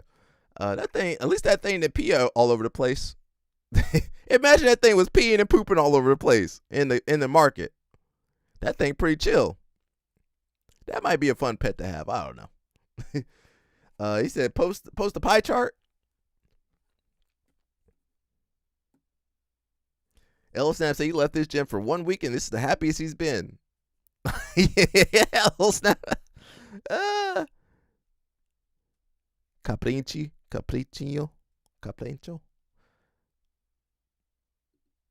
My Portuguese is terrible. My mayor, she said she hurt her leg. She said, silver at the trials. I heard loud tearing in my left knee when I entered the first calf slice like matrix position in the finals and knew it was compromised. I chose to continue and I lost fair and square. You should have stopped. You should have stopped right then and there. Hats off to Janet. She had an amazing run and deserves to be in ADCC. People out here killing themselves for ADCC. And you know what? Well, at least you know what? I will say the Europeans, they got good healthcare out in Europe, so they okay. Now, if this happened in America, you would be cooked. Vice Stalin says, I tore my left leg with an elbow slice. Elbow slice? And I walked it off for 3 months. With a knee slice? This girl is good. She probably would have done well. That's Luke Griffith's sister. I don't think she's going to like boys anymore after what Isaac did to her. She's not going to like boys anymore. Helena won. I go 145. I go 145. I go 100. Tony trying to get me to make peace. I'm not making peace with nobody. Yo, you guys always beef with somebody, bro. Hassim won. Okay, we might watch that later. So I've been watching videos like this. These people been going after the interracial couples. Now, if you guys see Mush out and about, don't jump on him. If you see him with some snow, okay? If you see my man Mush with some snow, don't jump on him, okay? If you see him with that snow, don't jump on him like this. Black man, I first off want to say I love you, right? And I feel like it's Black History Month, and I wouldn't be doing my part if I wouldn't say these white women are dangerous, okay? Wait, I'm trying to see something. I'm trying to see something. So just make sure you keep your eyes open, all right? I love you, man. Happy Black History Month. I see you. Love, brother. Good to see you, man. Yo. Wait, I'm trying to see The black people said, let me break up these interracial couples. Oh, bicep slicer in your leg. Okay. Goon squad. Yo, goon squad all over the place. Yigit, remember Yigit? He won. Yigit's good, but he lost to didn't he lose to what's the kid's name? Espinoza. And then Espinoza got crushed by Colabate. Colabate. Jeanette Logger. I can't say her last name. Veteran. I don't know. I'm just reading over here. Injana. Support women's grappling. Support women's grappling. They need some more. You need some more signatures on there. Cat Williams referencing, it was still unofficial illegal in Massachusetts to date interracially when my parents were trying to rent a hotel room when I was in the room. Oh, wow. What year was that? 70s? 60s? Marlon Tajik. I met this kid a long time ago. Now, he has been eating his vitamins and minerals. Annabella Lopez, Egan Flanagan, Hassim. Okay. We got Final X coming up June 19th. I might be out there. Isn't that Juneteenth? We might have to go celebrate out there. We'll see. I might skip Jersey Open for that. We got the lovely couple over here. Now I want to say there's some distance here. Do you guys see that body posture? She's leaning into him, but the hips are going away from him. What does that mean? What does that mean, everybody? There's some distance and space. There's no connection there. There's no connection there. Am I just looking into it? Dang, they not even worried about competing. They not worried about competing or anything. Ami said, "I'm gonna get back to wrestling," but look at her. She look like she in love. Ravlino Green line theory. What is that? I don't think she's gonna wrestle anymore. Look at that. She won another baby. That's what she looked like. Michael Jordan wins the Daytona 500 as a NASCAR team owner. Okay. I can't even believe it. Yeah, I mean, it was so gratifying. I mean, we had 4 guys that were really fighting, that was helping each other out. I mean, you never know how these races going to end, right? It's like you just try to survive. And, you know, I thought Riley did an unbelievable job by pushing at the end. You know, that shows you what teamwork can really, really do. I mean, he doesn't get enough credit. He won't get enough credit, but we feel the love. We understand exactly what he did. And, I mean, we just hung in there all day. I mean, we great strategy by the team, and we gave ourselves a chance at the end. And, look, I'm ecstatic. I mean, I don't even know what to say. It feels like I won a championship, but until I get my ring, I won't even know. All right, what size ring do you wear? Did you tell me? Size 13. Hey, happy early birthday. Thank you very much. Greatly appreciate it. Mike. I can't even believe it. Yeah, I mean, it was. My man stay winning. The King retires 57% off all Gordon Ryan instructionals for the next 2 days. Okay. Your boy might have a project on BJJ Fanatics. It's an older project, but had to make some money for the live stream so we can do some stuff. So we'll see. I'll let you guys know when it comes out. So yeah.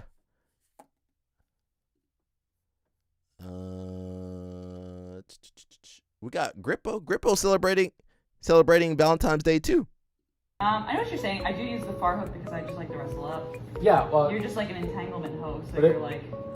Grippo celebrating his focusing Valentine's on Day. Better X guard control. So now for attacking, for wrestling up, it's a great spot. It's something that you can go to right away. But when I'm looking to just be an entanglement hoe, I would rather keep my feet higher up on my partner's hips. So I usually look to try to get 1 foot up across her waist from here and 1 up by her butt by her hamstring area.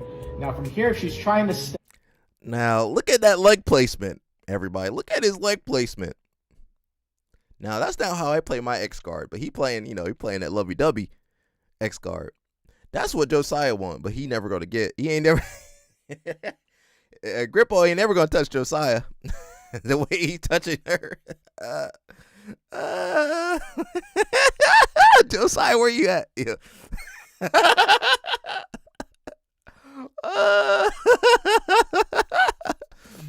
Grippo, what kind of X guard is that? That's the crotch guard. crotch guard. Isn't that wild leg supposed to be a little bit lower? I don't know. What in the X guard instructional is Grippo bringing to the table? MD didn't already bring. That is true. You got a point. I think Marcelo already did everything. But listen, everybody got to eat, so that's half of what Danaher be doing. Danaher be stealing all Marcelo's moves. Put out a DVD, make $200,000 pop. They be straight up stealing Marcelo's stuff. So let that man eat. Step out, I feel like it's easier for me to follow, and if she tries to close the gap from here and press down, I have my foot as a good distance maker from here. All right. I could agree with the hoe on that. The I know what? what you're saying. I do use the far hook. I will say, I thought Brienne was she liked the girls, but LO Snap said all these girls gonna be transferring back over. So LO Snap got his theory. These girls transferring back over. So I'll keep you guys updated on what these girls are up to. I support whoever they want to love. Whoever they want to love on. Do it. As long as it's consensual and not what Josiah was trying to do. Not what Josiah was trying to do. Josiah was trying to do some illegal stuff. Joe Burton talks about growing up in Ohio. Uh-oh. Growing up where I grew up, southeastern Ohio, Appalachia, it's a very underprivileged community. There's not a lot of black folks in that area. And so you see a lot of hate in certain places. That's not easy to see your friend going through something like that. And so that really affected me during that time. And so I've seen it from when I was little. And so when you see it affect somebody like that, I think you kind of have a different perspective on it than the majority of the population, I would say. Because I would say a lot of people haven't seen it and lived it, and that's not an easy thing to go through. And so I always just try to help in any way that I can. It's and I think with the platform that we have, it's not necessarily a responsibility, but I think you're not doing everything that you can for the world and for the people that you care about if you're not helping in some way. Joe, it's 2020. You have won the Heisman. You're the first overall pick. And there are a lot of people that feel the way that you feel or may have even experienced it. But it's not a lot of people who would use their platform and risk the backlash that you could have received for that. What made you feel confident enough as a rookie quarterback on a new team to step out and be a voice for other people? I don't know. I just was talking from the heart. We got the Anna Meyer. I can't say her last name. Her match, the girl that hurt her knee. Got her match over here real fast. Oh, no audio.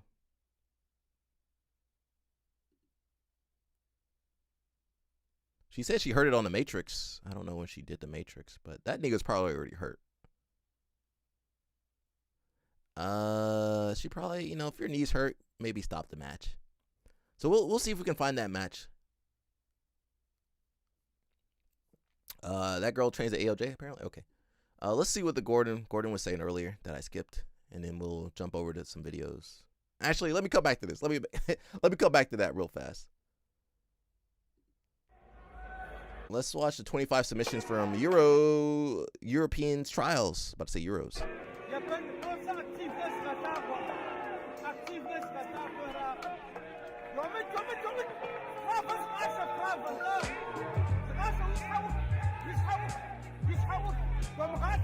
Aiken's flexible. Now that's how you tear your knee, though.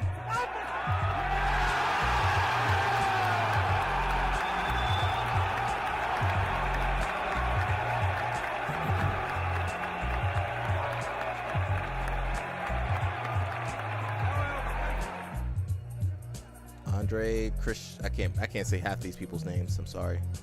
You gonna get an armbar or something? Yeah, right there, under the armpit armbar. That dude should have let go of that. Oh, that's it. Dang. Woo. Damn. European's ready to break that thing. It's the bad angle, but I guess he tapped. Yeah.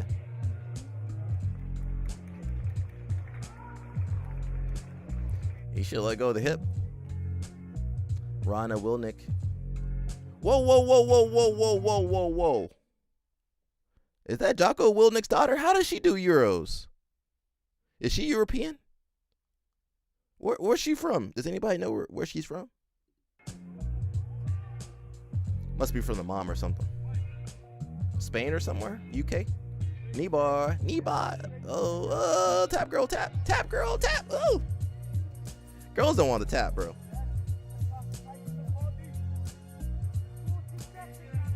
Annabella Lopez, she won.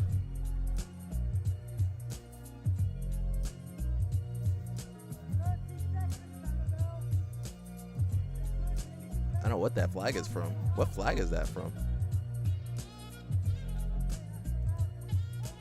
What flag was that? Marlon, he represents Sweden, I believe. He won Nogi Worlds at Brown. I met these kids when they were little. Now they're bigger and stronger than me.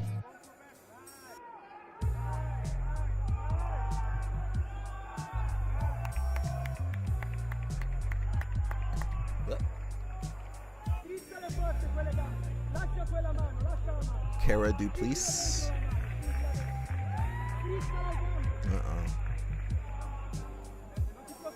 South Africa? Where's she from? Yeah, I believe she's from South Africa.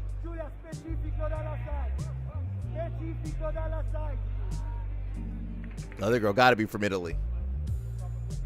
I like the music though, it's pretty chill.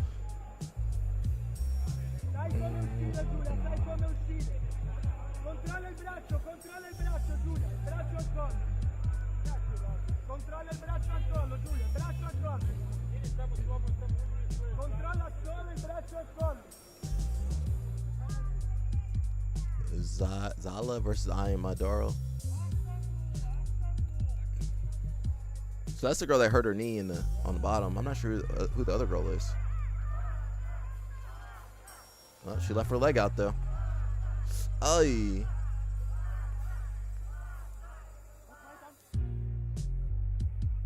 Maria Klein. She about to get armbarred. Nice.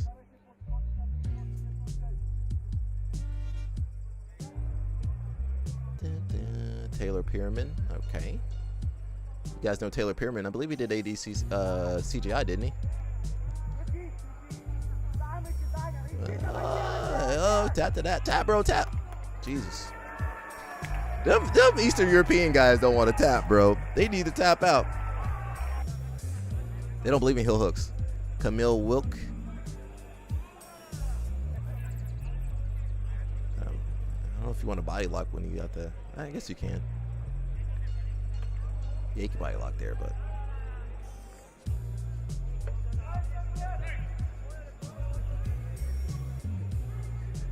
The Europeans do more submissions, and then you go to American trials, more takedowns. Mirror lock? Okay, yeah.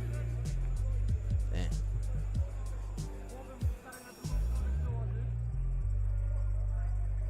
Hagen got another guy?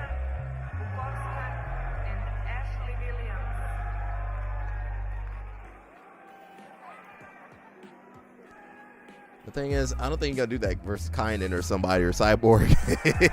When you fight Cyborg or Kainen, I don't think you're gonna do all that. Or Lovato. Nadia Franklin. I forget where she's from. Versus Heidi Saren. Nice.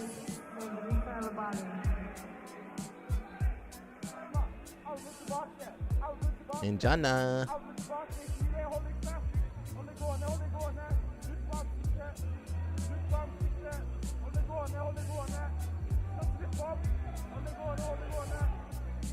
I will say the Europeans are coming up, man. The Europeans, you know. Now they don't got the wrestling pedigree, but they're the submission wise. I think they go for more submissions.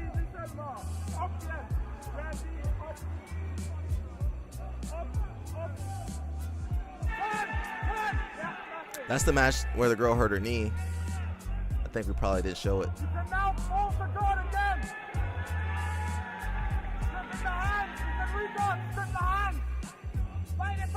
Yeah, that's tight. Yo, she had the double tap. Get off me. Sala Simola. These are bigger girls. Uh-oh, she left that arm out. Hey.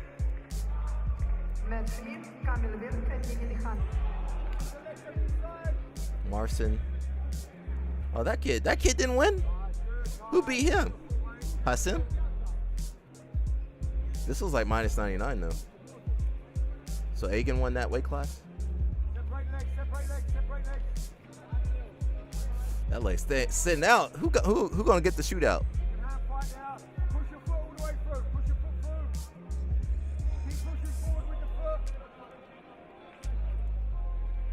Uh-oh. Outside might get it.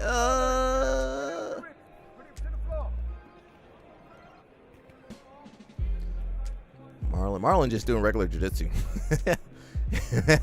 He doing that Altos jiu-jitsu. Pass, take the back, choke.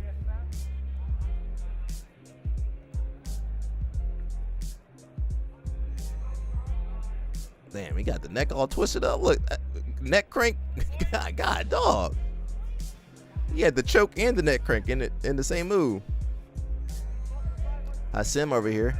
Hey, you know that's a giraffe move right there. That was a giraffe move right there. Just basics. I still think Hassim doing the wrong weight class or wrong sport, but you know what can I say?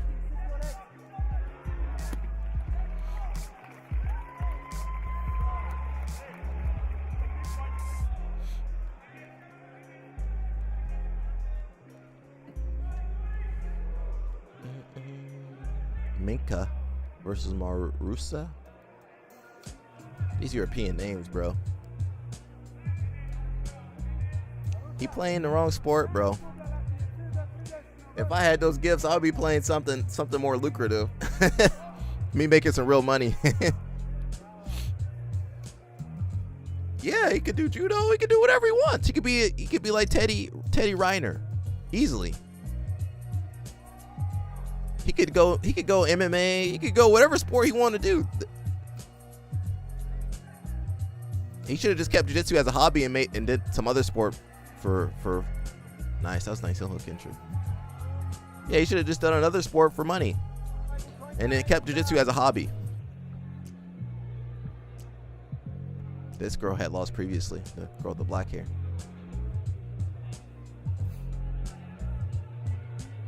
They got more girls. I feel like there's more girls in Europe that train jiu-jitsu. Yeah, it seems like there's more girls in Europe.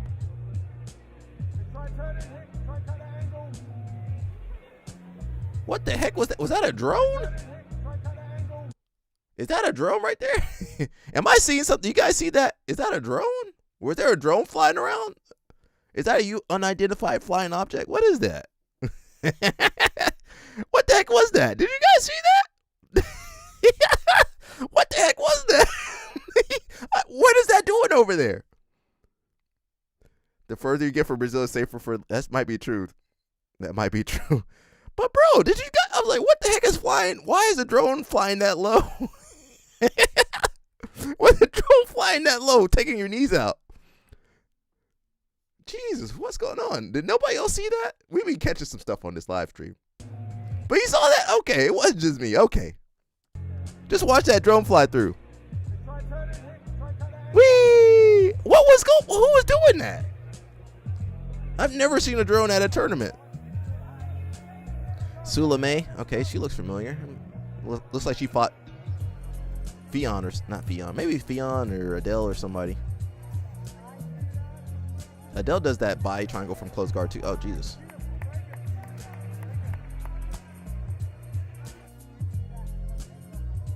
Taylor Pierman. This is the usual suspects. Nice one, Plata, go Plata, something from 10th Planet that I can't even name. These European guys be pretty flexible though. They be doing some weird stuff. Why are you holding his head, bro, in these positions, bro? Worst thing you could do to a 10th Planet Gumby person is keep holding them. You get.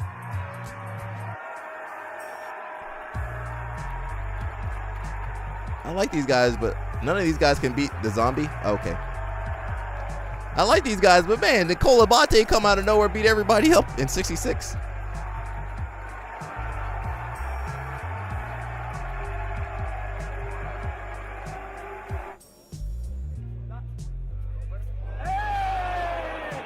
I said we should be doing that in judo, bro. You could win the Olympics, bro. You could win the Olympics. And you guys know Olympics trumps ADCC, IBJJF, everything. All right, that wasn't terrible. That was pretty good. We'll come back to Gordon, Craig, whoever posted this. Craig says, why wasn't he arrested? And I guess he's talking, which one?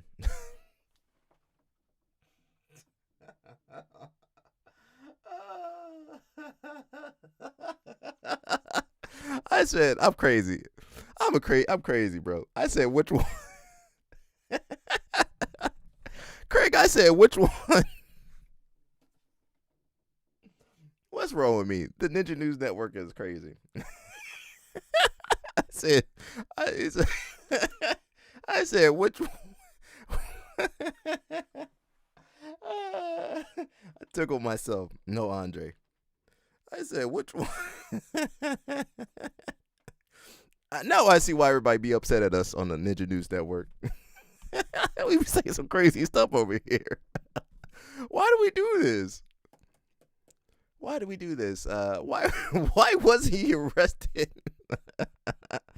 Man. Whew. I guess they're talking about this guy this time, but it could be either or. He could be either guy. Says Gordon, the statement is very vague and has been vetted legally. Yes, it will. I don't know if this somebody talking to Gordon or Gordon. I don't know who's who. I'm just reading. The statement is very vague and has been vetted legally. Yes, it will essentially just let everyone know that this is the situation and there is an ongoing investigation. A police report was filed soon after. We immediately informed Michel that he was banned henceforth from Kingsway and that a police report had been filed. Okay, so Craig is saying that they tipped him off. Hey, Isaac, hey, listen. Police reports being filed. You can't come back to the gym. My question is, did they give him money? Hey man, go back to Australia where you're safe. Did they do that? That's what I want to know.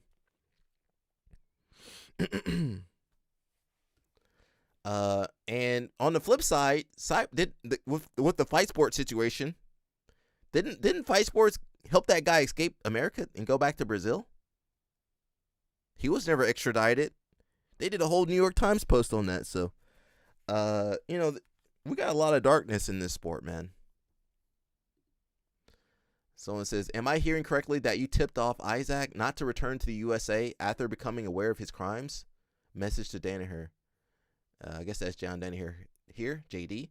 There is an ongoing criminal investigation. He was immediately told by me when the initial complaint was made that he is no longer a member of our gym and that our friendship was over. This was done to prevent him returning and trying to confront the victim. He was overseas at the time, so that was the only way to communicate. Subsequently, he's a philosophy guy. Subsequently, even more serious allegations have been made against him from a time prior to him coming back to training with us, from the time he was training with you. We aren't sure yet. He threw that back on Craig. Both gyms have had some issues, B team had Jay Goonrod, Isaac, probably some more people we don't know. I'm gonna throw Nicky Rod in there. And then Kingsway, again, Isaac, Hey Sonny, and then the other girl, homegirl. What he is doing now, I have no idea. My main concern is to protect the victim and make sure he never returns to Kingsway to confront her. His apprehension will be the job of the police and the U.S. Marshals, he was told while overseas. Okay, he never returned. Craig is saying that they tipped him off. I guess we'll never really know. And he says definition of tip-off means advance warning given to someone about law enforcement action or investigation. I'm not sure how I feel about that. Well, I mean, they did have communication. maybe not having communications with the criminal on the run, alleged criminal on the run would be the best. Yeah, that probably would have been better not to have contact. Is that what you normally do if somebody's fleeing the law or on the run? You're not supposed to contact them, especially not on some channels that could be kind of discovered or followed or anything, monitored. You got to get the burner phone, bro. You're supposed to get the burner phone, burner account. You gotta go. You can't message out of your Instagram or something. You need to get the burner. Get a global phone. Get something that can't be traced, right? Isn't that how you do it? I'm not doing anything illegal that I know of. Knock on wood. But isn't that what you're supposed to do? You're supposed to. You ain't supposed to be traced back. It ain't supposed to be traced back to you. Yeah, I don't think you can contact criminals. Hey, listen, the police are looking for you. You can't say that, right? Hey, LO Stat, the police looking for you. I can't be saying that. What is that? You're an alien, not alias. What is that called when you help somebody? You aided a fugitive? Yeah. Craig might be right about that.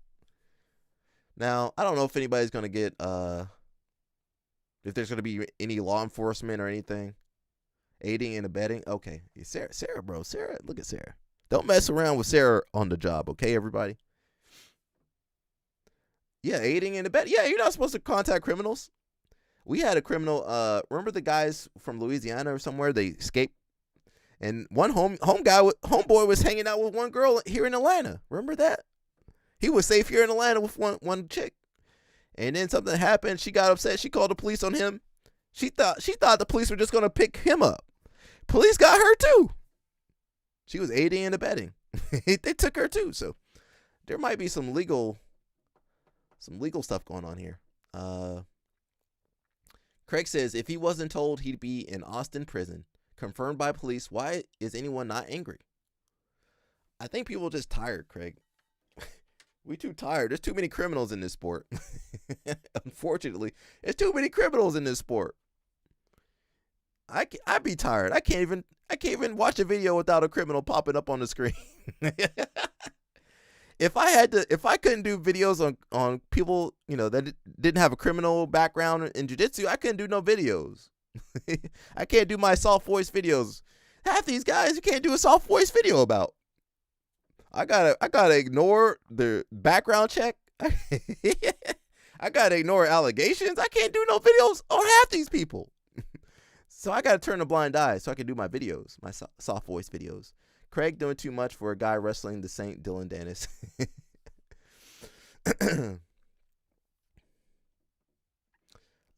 Craig also says the investigation wasn't public until the warrant. So it does sound like Mr. John Danaher tipped off Mr. Isaac Michel. Well, they're countrymen, New Zealand and Australia right next to each other. Craig says, accusation, police investigations commences. Suspect out of the country, victim safe. Alerts criminal of investigation before speaking to police. Isaac does not return to be arrested. Police would have told him we have a strong case, get him back. Doesn't warn community until I told him to. Isaac will now not be extradited because of budgetary constraints. Me literally working with the detectives. Isaac living in a van in Gold Coast, punishment free, with victim count double digits. This lack of logic is spiraling me. Don't tell suspects information until police guide you on the process. Craig says, we could have avoided this entirely if one key victim spoke up. But gyms are a cult, coaches are gurus, and he says he's an idiot. Someone said, what was John supposed to do? Not tip off the alleged criminal. How are you guys keep defending these people? How? Make it make sense. How do you... I can't make sense of anything in this sport. That's why I got to go over to judo. Maybe I can help judo out. I can't help jiu-jitsu out. There's too many predators over here. You guys want me to help this sport? There's too many predators. I can't do nothing. What was John supposed to do? His job was to protect the victim and not run a sting operation. Well, how did talking to Isaac help the victim?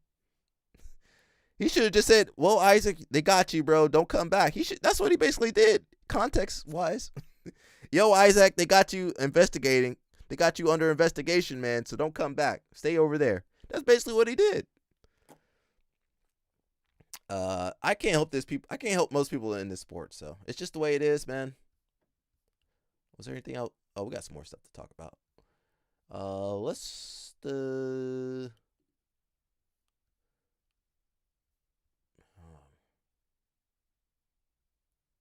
We talked about this a little bit earlier, just now. Let me see if there's anything worth talking about.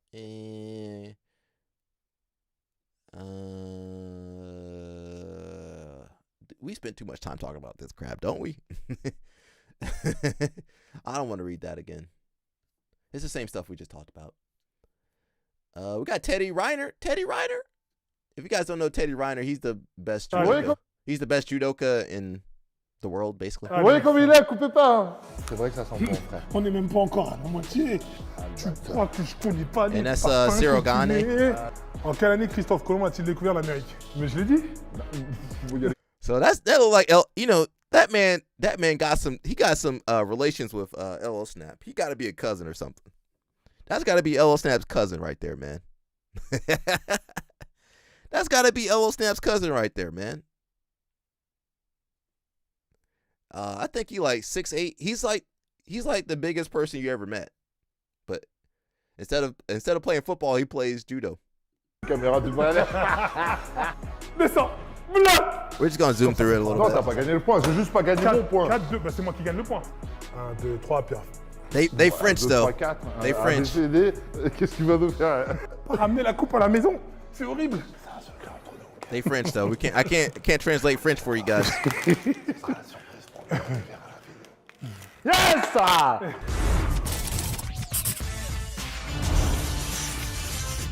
Where's Mush at? Officiellement ma chaîne YouTube. Et pour mon premier invité, Cyril Gagne. C'est du lourd ou pas? Alors Cyril, tu vas bien? Je ne pouvais pas faire mieux comme premier invité. Bah, le concept, il est simple, c'est autour du sport. Donc là, vous avez vu. We're just gonna zoom through it, man. We don't speak French over here. Tu as travaillé, frangin. Bon, bah, je mets un 15 alors. Aïe, aïe, aïe. J'ai mis 15 pour moi. Ils sont juste, tu perds le point. La pose là-bas, t'as pas le droit de poser Non, là-bas. j'ai pas le droit de poser la Si barre. ça touche, tu échoues. Le délire, c'est quoi? C'est que c'est un tempo. Ouais. Donc le tempo, je veux dire quoi? Je veux dire 4, 3, Now Teddy could have played football easy. 1, 2. He's like 6'8", 6'7", something like C'est that. bien ça? Ouais. Over 300, I think. Je vais retirer du poids. 1, 2, 3. Allez, vas-y, 1, ça 2, 3. C'est parti? 1, 2, 3. C'est bon. Je t'entends compter et tu me dis stop. Allez, vas-y, c'est parti. Oh merde. 1, just wanna see his lifts. 2, 3. 1, 2. That ain't nothing. Ouh, aïe, aïe, aïe, aïe. C'est un peu trop rapide. That ain't nothing to that man. 3. 1, 2, 3. 1, 2, 3. 1, 2, 3. T'es à la moitié. Hein. We're just gonna zoom through it. Ok. Pentagone. Bah, 5. Oui. 5. Magnifique. Magnifique. Check-moi, j'ai pris l'avantage. T'as pris 2-1. l'avantage. T'as pris l'avantage. Tiens, je te donne tes questions parce que si jamais. Hey! 2-1. I just want to see his lifts. 5, 4, He's not lifting too heavy. 3. Ok. He's not lifting too heavy. C'est que des pièges. He's not lifting that much. L Snap, go help your cousin Ils out. se sont trompés sur la réponse. Alors, une autre question. Ok. Avant le MMA, quel sport est-ce que j'ai pratiqué? La danse. Juste avant le... Le bloc. On va faire 8. Bloc. 8. Descends. Bloc. Monte. 9. Encore. Bloc. Je suis bloqué là. Et continue. These guys so big, Je vais dire t'es bon. they so tall they can't even Il assure. do the pull up on Bon, there. t'as pris ton point. They too tall for the pull up bar. 3 points. Ça m'a 3 points que je t'ai mis là. Le gars, il aime le basket, hein. I'm just zooming through, Ça fait man. combien Ouais. Sur ton Faut période. gagner en fait pour manger ça, c'est ça que tu dis? Sur ton période de diète. Là, t'es en train de Yeah. Bah, là, quand on No regarde- Andre. Put Sarah, put no Andre after that last sentence though. But yeah, you know, we gotta watch a video of him. Je vais faire l'exercice. Bah non, frérot. Tu m'as vu?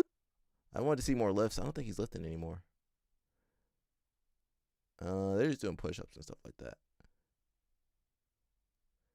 Let's find a video. I don't know if he's got anything on his YouTube. Let's see. Let's see. I'll play a quick clip because, you know, I can't really play too much. Can't play too much over here. You cannot play Olympic videos. Yeah, put no Andre after that. You know we got some goon people over here. Let's see.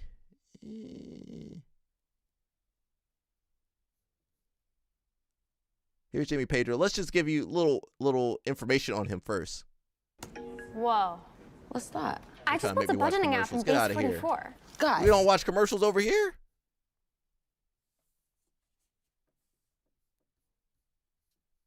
What about Teddy Riner? 10-time world champ, I think. 2-time gold medalist at the Olympics. 2 times bronze medalist at the Olympics. Probably the most dominant judoka ever. Is he in the running? What do you think about that guy?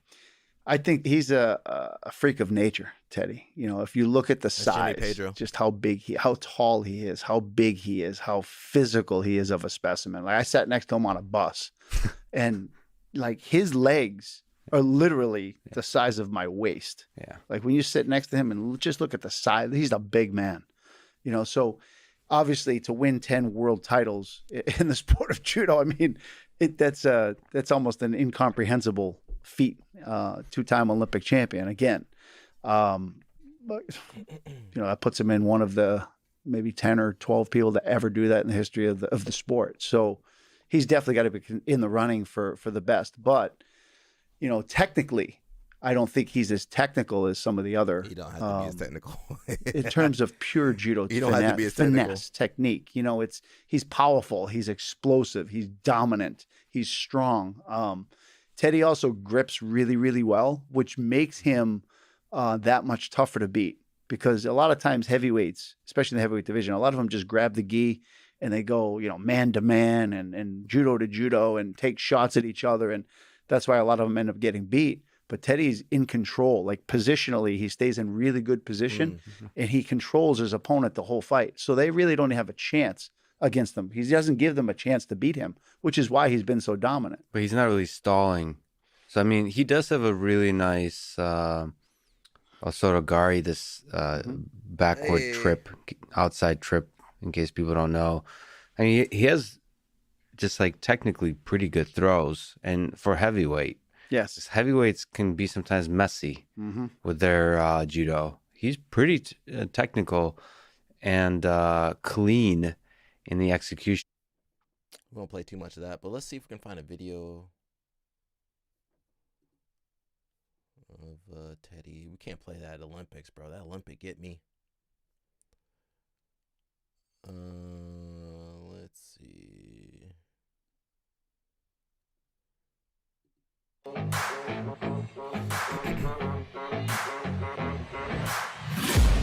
I'm taking shots at the enemy. I'm gonna make it to the top, leave a legacy. If I got something to say, you better let me speak.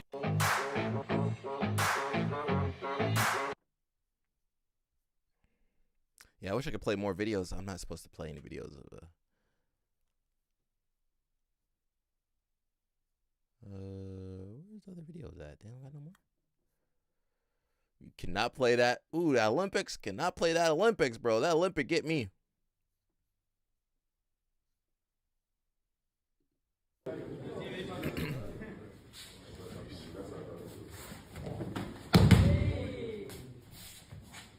We don't got a guy like him in jiu-jitsu right now.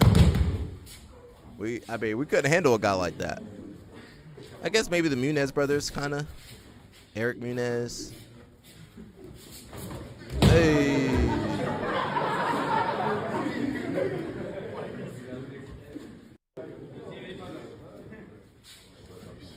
Yeah, but I just wanted to show you how, just how massive that guy is. But he's good too. Someone said this is Hoffa Mendez is back.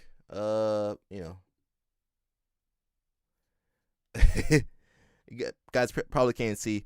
I just want to say, back in those days, man, most of your favorite athletes, most of your favorite athletes had that back knee. So I'm not quite sure how they got that acne.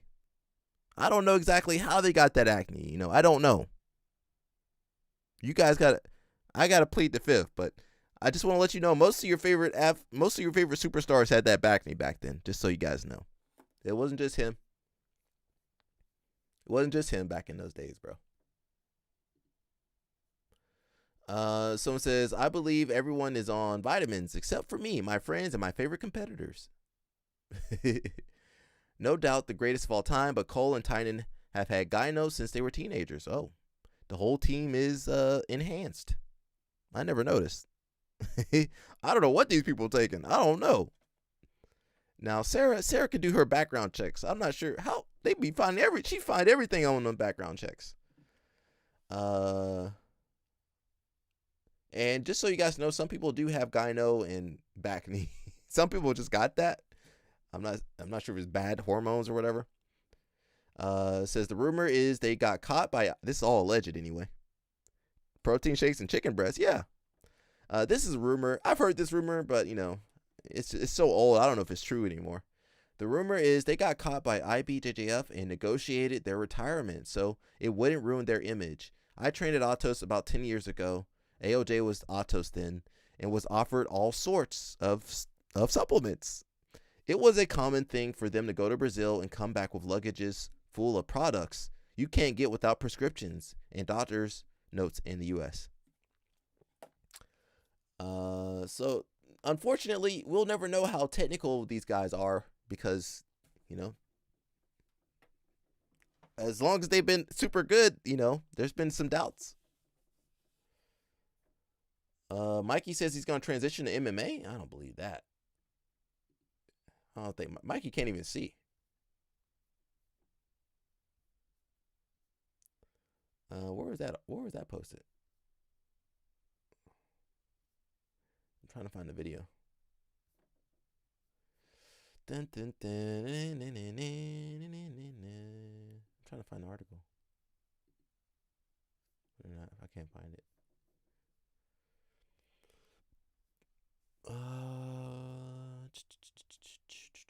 Mikey MMA. Let's see if we can find it.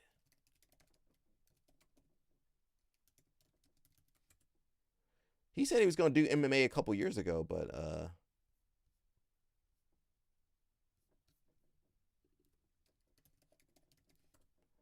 I don't think he is. I can't find it. Well, maybe it's here. Fence here inside of the bowl. How does this one feel tonight? Oh, it feels awesome. I just had more fun tonight, Instead of me just leg locking the person fast, which everyone gets annoyed at me now, I played top and I passed his guard 3 times. It was really fun doing different things. I was just focusing on just enjoying the experience more. Like, I don't have to just end the match as fast as I can. I could breathe a little bit, have fun, and look for the finish slowly. And this was your 3rd time here at UFC BJJ. 4th? 3rd? Fourth time. How much more confidence and just relaxed are you now when you make the walk to the bowl? Oh yeah, it just feels like home. It's so chill. I felt bad hurting him, more things. So that was my mindset. Into the second round, what's top as well? And it was fun for me to know I finished the match a little bit more. Not fight. Definitely not fight. Let's change the F word out of this one. Grapple Arman. He's incredible, but he called. How much more confidence? He called out my friend Tom Hardy in a grappling match. And my friend Tom Hardy is an actor that's a purple belt. Like, he was a purple belt, now he's a brown belt. Congrats, Tom. But I just don't like that he did that. Like, he could grapple actually a grappler. You know, I'm lighter than him, so I'll just go. Is Tom Hardy Mikey's friend? Mikey, not everybody's your friend, Mikey. Mikey, I don't know, man. He said Moneyberg was his friend. He said Zuckerberg was his friend. I think those are acquaintances. I don't think Mikey knows the difference between an acquaintance and a friend, right? Those aren't your friends. You're not friends with Mark Zuckerberg. You think he's friends with Mark Zuckerberg? How? How are you friends with Mark Zuckerberg? You're not friends, bro. I'm just being honest. You're not friends with Mark Zuckerberg. You're not friends with Tom Hardy. How are you friends with these people? Just because you hung out with them one time? You did? 2 times? Mikey, you need some real friends, bro. I'm sorry, bro. You can't call everybody your friend, bro. Yo, what is up? Yo, what is up, everyone? Inside the Meta Apex, the promote used his time. He wants to. I hate and these guess AI what? channels, bro. First, world champion came out looking a little different. On the mic, Mikey said he wanted to fight Arman Sarukian because Arman had reportedly challenged the actor Tom Hardy to a grappling match. Mikey said, Tom is my friend and he's a purple belt, but he's an actor. Arman should grapple a real grappler. He even ended the interview with the famous Khabib line, send me location. Fight Arman. Not fight. Definitely not fight. Let's change the F word out of this one. Grapple Arman. He's incredible, but he called out my friend Tom Hardy in a grappling match. And my friend Tom Hardy is an actor that's a purple belt. Like, he was a purple belt, now he's a brown belt. Congrats, Tom. But I just don't like that he did that. Like, he could grapple actually a grappler. You know, I'm lighter than him, so I'll just go up and face him. Like, that would be a really fun match for everyone. Can I face him? He's so much bigger and stronger. Can I beat him? We'll see. And when would you want that to happen? What's the timeline for that? Send me location. It didn't take long for Arman to see the clip. He replied on Instagram with a very simple message. Tell your boss to send me a contract. This is massive. Arman is currently waiting for his shot at the UFC lightweight title, and a high-stakes grappling match against Mikey would be the perfect way to stay sharp and keep his name in the headline. I don't know, man. Oh, there's the video. Mikey, congratulations on a... Out there, I just want to finish as fast as I can and lead. That's what we did tonight, usually. So I wasn't passing, it was me. Was that in the first round? He was like, no, you're going to stay like playing top. I'm like, fine. I mean, is that something that you felt at every level? I'm just trying to find where he says he wants to do More MMA. pressure. This match doing time now, which is pretty cool. Not pull, right? Does the beard stay moving forward? Or? For this, I promise. But he pulled so fast, I didn't get the hand. But I didn't pull. I did not. But I think like other types of girls like the beard, so it just depends on who I'm talking to. Got it. And we were back here, so I respect the answer. It's a brutally honest answer. My mom hates the beard, though. She doesn't like it. But if I tell her it's for media and things, like... She goes with it. Yeah. I don't know if we heard you right. Did you call out Tom Hardy for a match? No, I'm friends with Tom Hardy. Okay, I heard we were back here. Keep asking me this. No. Look, listen what happened. He done messed up. I'm going to tell you a story. Between you and me. Yep. Nobody else. Yeah, no one else at all. This is just us. So Tom Hardy is my friend. I don't know if you know who he is, of course. Yeah, heard him. At the time, he was a purple belt hobbyist. And I don't like that, bro. I'm sorry. I don't like that. I'm sorry. I don't like name dropping. I don't like none of that, man. I'm sorry. I don't like that. I don't know if you know who my friend is. I just don't. I mean, Mikey's his own person, but man, I don't know, man. But he 30 years old, man. Why are you talking like that, man? Nobody cares. Why are you talking like that? I guess I shouldn't care. I don't care, but it pisses me off.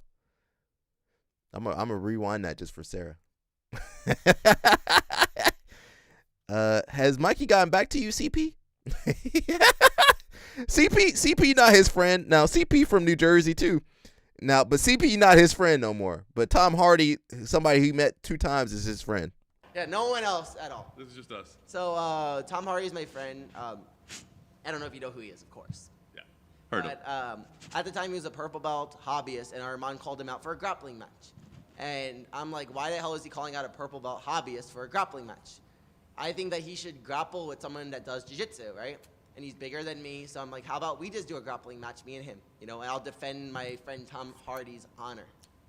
I like it. You know, I'll go up and wait to face him. Like, that's something I would love to do. I think it would be fun, the small guy versus the big guy, because he is significantly bigger than me, probably walking around. So I think it would be really fun. Can he stop me from, like, it'll be an interesting puzzle. Yeah. Well, Claudia was in here earlier, and she was saying that she feels like they're going to have to get more creative with your matchmaking. Do you agree with that sentiment, that there's just not a lot for you at 35, and it's time? I could have told Claudia that this whole time. We've been saying that since the first UFC BJJ. Back in the day, Mikey used to like my stuff and follow me. Now he's too big, and my last name isn't Money. That's true. You're not his friend anymore, bro. You're not a billionaire. You can't. CP not an actor or billionaire. Now, CP, Dr. CP, put some respect on Dr. CP's name. I don't like how Mikey be switching up, you know. It is what it is, man. I can't change people in this sport. Yeah. He doesn't know that. Why you got to say that? We don't know. To go up? I think that they have to get more creative, just more fun things that we could, like, for me, it's more about getting more people to watch jiu-jitsu, right? So a cool storyline of me having a match with a bigger guy like Armand. Is Mikey getting more people to watch jiu-jitsu? Honestly, I feel like, I mean, Mikey's super great. But honestly, I like watching Mikey from a technical standpoint, but from an entertainment standpoint, I just can't see that being. You're better off with Attack It or somebody. You're better off with Andy Varela or Attack It or somebody. You might be better off with Muggsy. Put Muggsy out there. That might be more entertaining. CP says, my friends aren't fake. They like me for me. That is true. That is true. We do like CP for CP. Would just show how. Now, Mikey, if Mikey wants to hang out with his friends, Mark Zuckerberg and Tom Hardy, I'm about to say Tom Brady, he gotta go through their people. He gotta schedule an appointment. We're watching it right now, CP. How amazing jiu-jitsu is. So I think that a cool storyline like that would be pretty cool.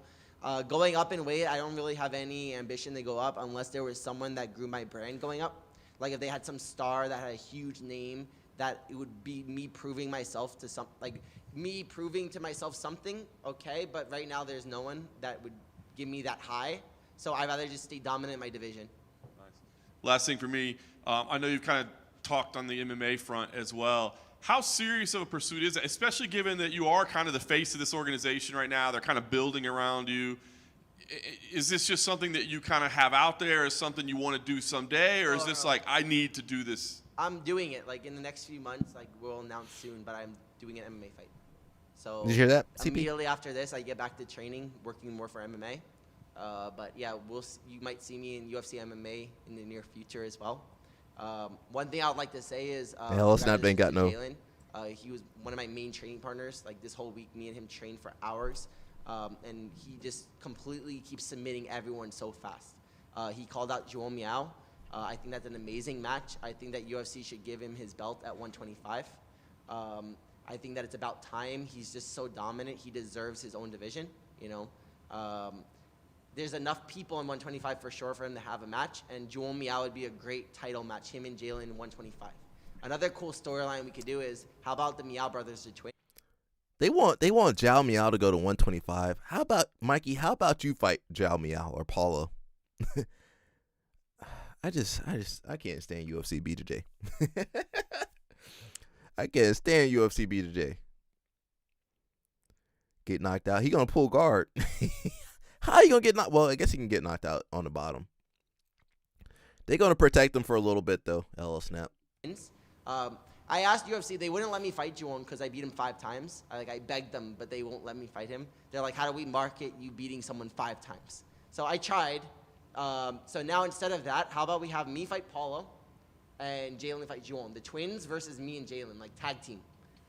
How We can all about be you? in there at the same time. It doesn't matter. But How about Mikey fight Jalen? How about Mikey just fight Jalen? I mean, if you went by teams, Mikey been on the same team as everybody. He been on AOJ. He I guess when they were Atos, he been on Atos team. He been on Kyle Terra team. He been on Pedigo team. He been teammates with everybody.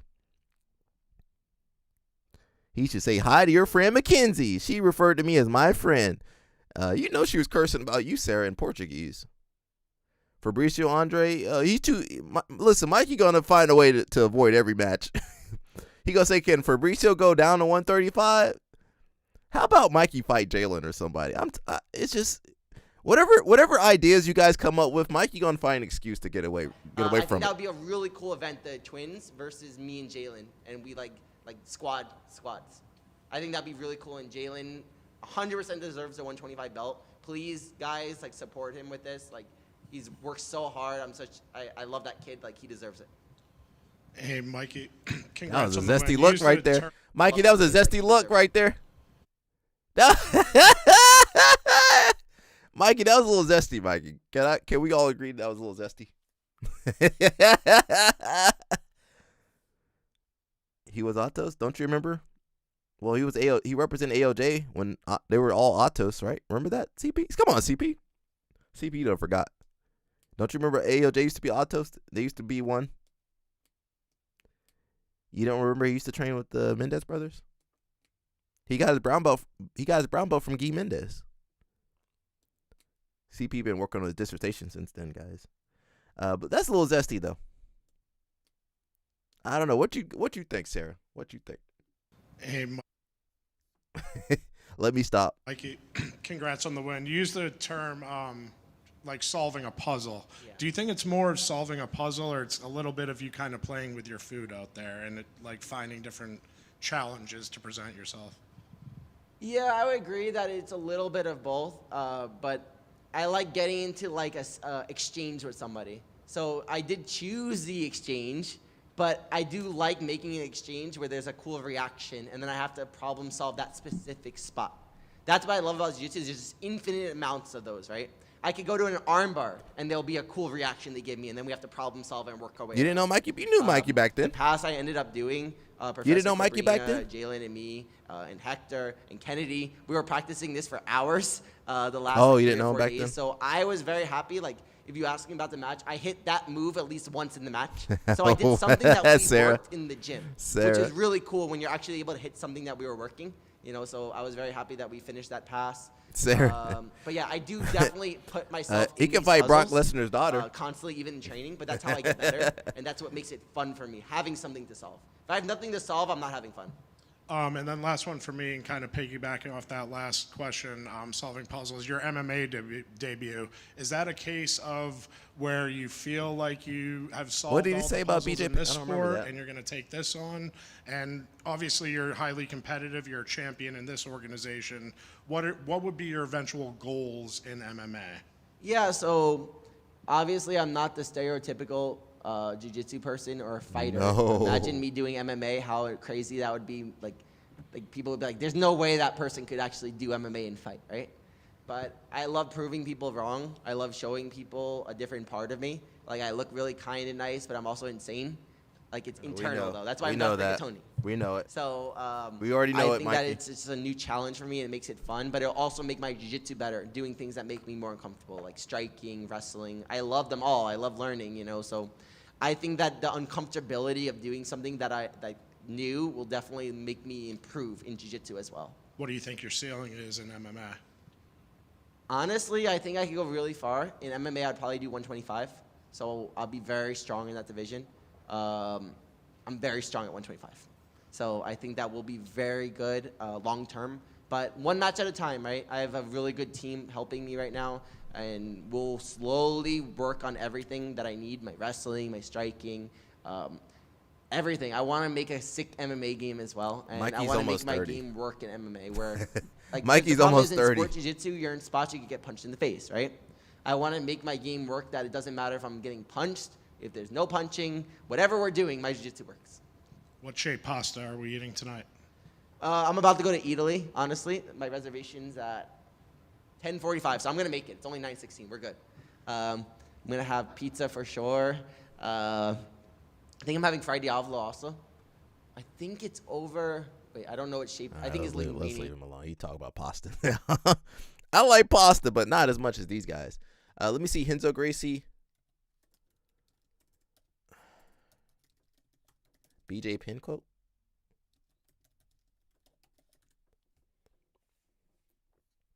I was doing this when BJ. Oh, they fought? I didn't know they fought.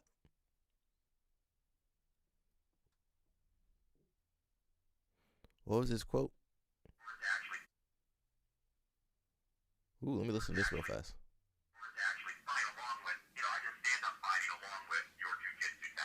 You know what? You hit the nail on the head. First of all, we have to pay our homage and pay our respects to the Gracie family right off the bat. Jiu-Jitsu, Brazilian Jiu-Jitsu started it all. That's what started the UFC. With that said, times have changed. The rounds, they ended up putting rounds, different types of safety measures, and kickboxers. There's kickboxers, wrestlers, jiu-jitsu guys, and a bunch of mixed martial artists, if you will. There's all these different styles, and jiu-jitsu is just not enough by itself anymore. But also with that said, I've always kept with the jiu-jitsu mindset that the smaller man can beat the bigger man. It's always been like that for me. Martial arts is like that for me. If you're a small, weak, defenseless person and you're armed with martial arts, you got a fighting shot at it. Not when you got to defend yourself versus your coach. Jiu-jitsu, you're not even fighting. You're not fighting people off the street. Jiu-jitsu, you got to fight your coaches nowadays. You said the first one?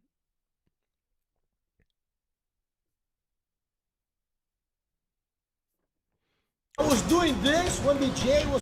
Which one was it? I was doing this. I was doing this when BJ was on his father's nutsack.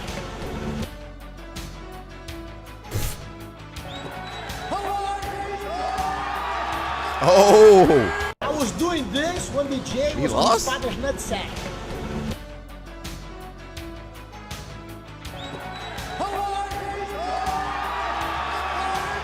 I was doing this when BJ. You can't talk crazy like that, Mr. Renzo Gracie, and lose. How you talk crazy like that and lose? Wasn't BJ? He was a Half Gracie guy. Half Gracie crazy too. It was funny. I forgot BJ had brothers. It was funny growing up. I mean, we all had the same name. My dad's name is J Penn. His middle name is D-D-E. So J.D. Penn. Then J is J.D. Penn. And then myself is J.D. Penn. And then BJ, which is originally J.D. Penn. And there's also Reagan. BJ came out of that for being Baby J because he was the littlest named J.D. It was funny growing up. I mean, we all had the same name. His name's not really BJ? His name is JD? Okay, we learned something new today. It was that one? Okay, he was Novo União. I thought he was under the Gracies for a minute. So people talk about like the Penn brothers with the Moondales and how well they did, Regan and BJ. But weren't you a big part of their skill set, like developing their initial skill set?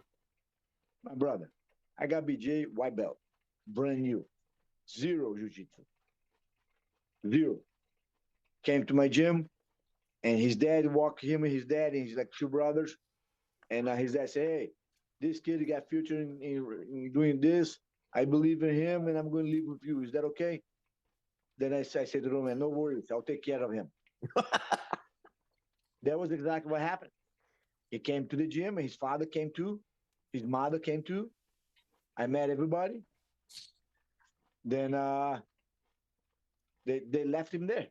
I'm gonna get an apartment for him like right by here, and that's his life now. See, and then I took him in. Uh-oh, CP. So Half Gracie said he raised him. He didn't get left at in Dagestan. He got left with Half Gracie. Wins the UFC welterweight title. We talked to Dana White. We're going back and forth, and we're like, wow, I mean, he's a champion now.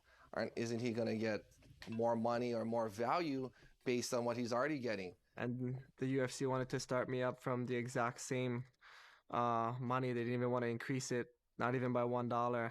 You want to be paid what you're worth. That's it. I don't want to be paid $1 more than I'm worth, but I want to be paid what I'm worth.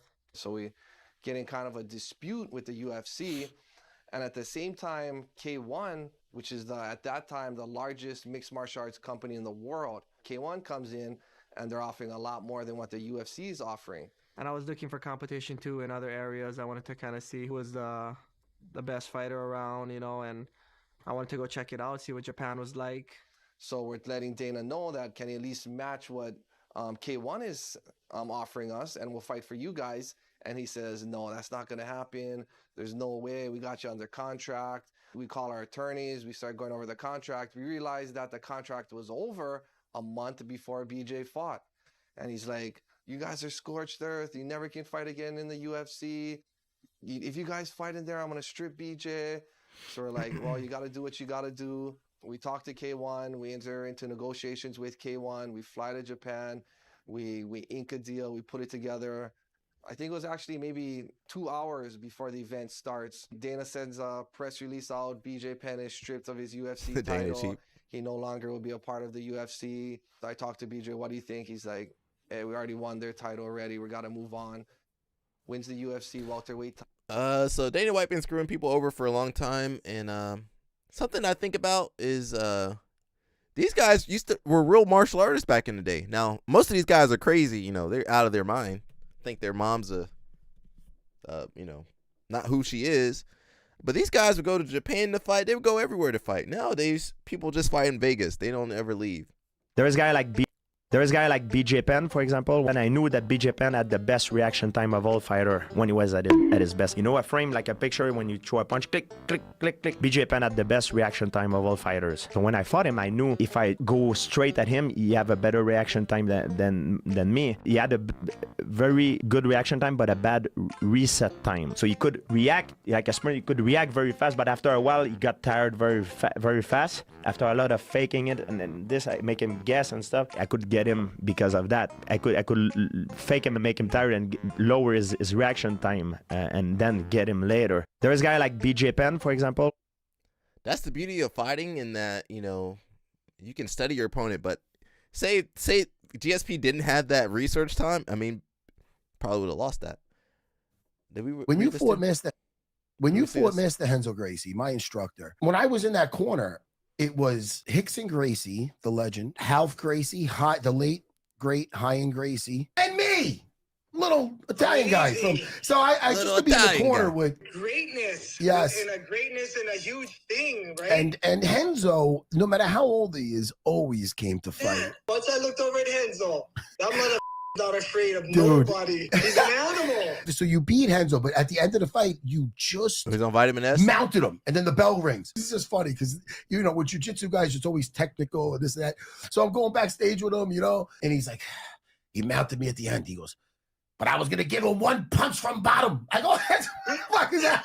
When you fought Mr. Renzo Gracie, my instructor, when I was in that. Now all these guys done took too much damage. Now I admit that they done took too much damage. All these guys out of their mind. And you'll see. I wish we could play this video. We can't watch it though. It's K1. You know that copyright would get us, bro. But all these guys, you know, back in the day, bro. Right now is Jiu-Jitsu 101. I mean, I miss those days, bro. Like one time I was sitting pride on the bench with all the fighters. They were having they were going to introduce all the fighters before the event. And we're sitting there, I'm relaxing, and then suddenly one of them goes, you have to understand, these are guys 230, 235, in extremely top shape. The audio's low. Best strikers in the world. They go, oh man, I wish I was home playing video game. The moment that guy said that, the other ones right away say, yeah, I wish I was home eating. I was home with my wife. And then they all look at me. They expect me to say the same. Well, I look at them, I say, what the fuck is wrong with you guys? There's no other place on earth that I would rather be than here. Well, Oh, GSP was on vitamin S. I thought you meant I was thinking Renzo. We're gonna battle now. And I don't know what Renzo was on. they were actually there. I don't know what Henzo But was they on. didn't want it. They were there for the money. They were there to become a little famous or to build up their name. I was there because I think that was important. That was a way to extend the history of my family, not. He said, "Man, I'm going there to extend the Gracie name, man." Which brings up where was I supposed to go to? You know, much don't want to hear nothing about these other guys. What were we looking for? Where'd my post go?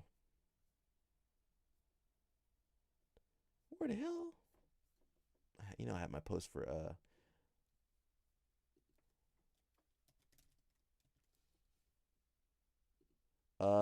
Cain Velasquez was the main guy we had on our on our thing. I forgot about the main guy in the post today. Says former UFC champion Cain Velasquez. We'll probably look at YouTube too. Cain Velasquez reunites with his family after his release from prison for shooting son's alleged abuser. So all my jiu-jitsu people out here, all these coaches, watch out, man. These parents might shoot you up. Former UFC fighter Cain Velasquez had an emotional reunion with his family following his release from prison less than a year into a 5-year sentence for attempting to shoot a man accused of molesting his child. I thought it was his nephew, but it was his son. Okay. Oh, I thought it was his daughter. We got a lot of different. The story got all mixed up. Yeah, we talked about it a little bit earlier. We might watch Marlon Tajik go. The 43-year-old was released on parole on Sunday from California State Prison. See, now that's violence we can all get behind. That's the violence we can all get behind, right?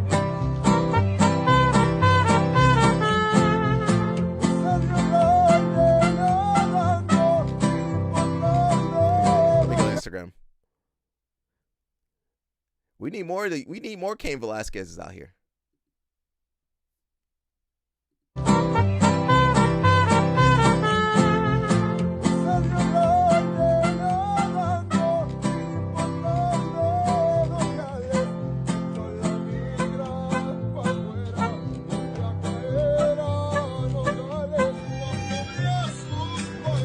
We got the mariachi band.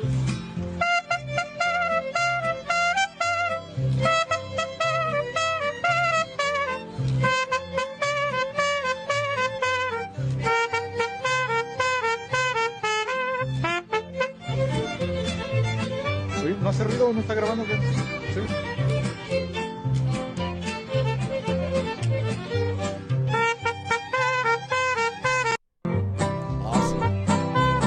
Shout out to that man, bro. He got out. Free Cain Velasquez. He actually got out of jail. Now, our problem in jiu-jitsu is that we need more of these guys in jail. We need more of these people need to be put in jail. But shout out to him. Let me see if anything happened on YouTube. And then we'll watch a little bit of the trials. I don't know if anything popped up on A 4-year-old son at a daycare. He is played. A former mixed martial arts fighter from the South Bay is out on parole less than a year after being sentenced for attempted murder. Cain Velasquez was convicted of shooting a man and wounding a family member during a high-speed chase in Morgan Hill back in 2022. The man he was chasing was accused of molesting Velasquez's then 4-year-old son at a daycare. He has pled not guilty in that case and is still awaiting trial. Velasquez was handed a 5-year prison term for the shooting. His punishment included 3 years' time served while awaiting sentencing. Shout out to that man. Let's watch some matches. We try to watch some more matches now. This is Marlon Tajik versus Ferris. I knew Marlon when he was a kid. Now he's on that We'll see what we can see. Well, it's got to be uploaded first. I don't know if it's been uploaded. Well, Ferris, let's go. My man said I want to see Hassim. Well, you got mush over here. You don't need Hassim.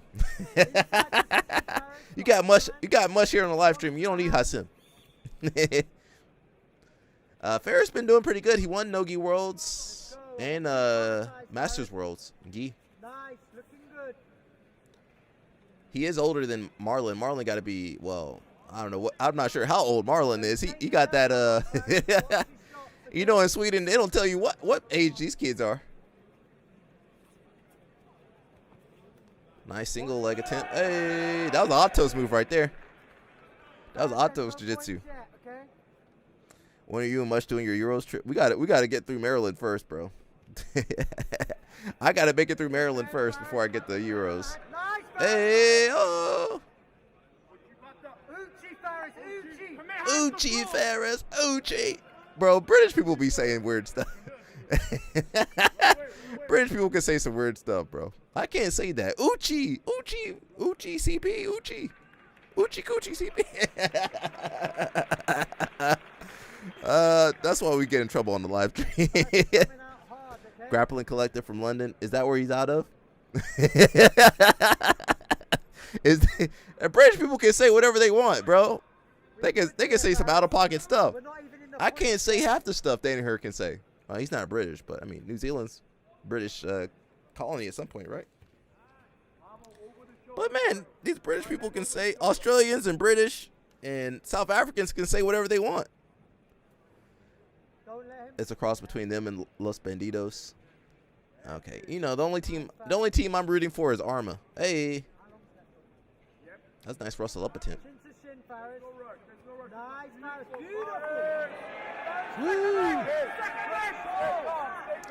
All right, Ferris, you should have finished that match right there. I don't know how Ferris messed up. Yeah, you should have been able to finish that right there.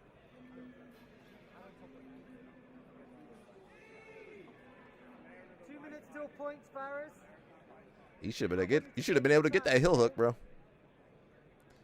You gotta lock on these submissions when you get them, bro.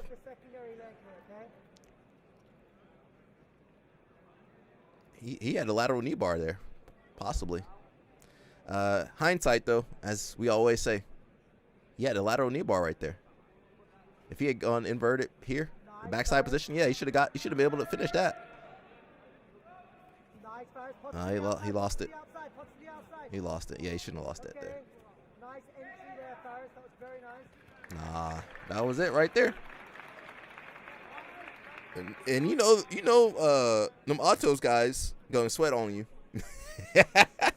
You know, Otto's guys gonna sweat all on you. Yeah, it's gonna be hard to get these kids off you with the passing. Anybody from Otto's, you let them start passing on you, it's rough.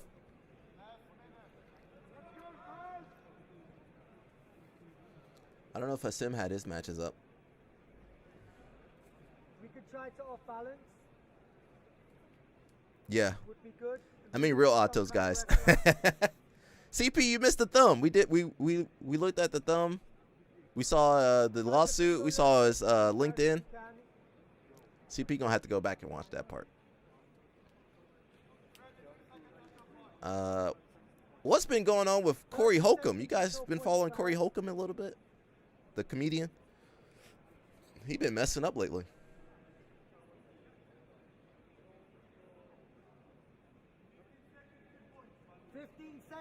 Until points, Ferris. Uchi, Ferris, Uchi. Okay, stay calm in the guard. Nice. Dribble dabble, Ferris, dribble dabble. British people they make up words, don't they? I believe they be making up words. Okay, Ferris. So points are in, yeah? So all we need to do is score here. Yeah, just score. Just push this kid off of you and score. Them Otto's kids. He's still representing Otto's? I don't know. We need big off balance, Ferris. We can't let him rest. Oh, outside pass. Nice. Nice. That was nice. That was nice. That was nice. Let me rewind. That was nice. Outside pass, and look at his arm switch here. Into north-south, yeah. That might score. That might score. I've been scored on because of that. No? You got a knee cut.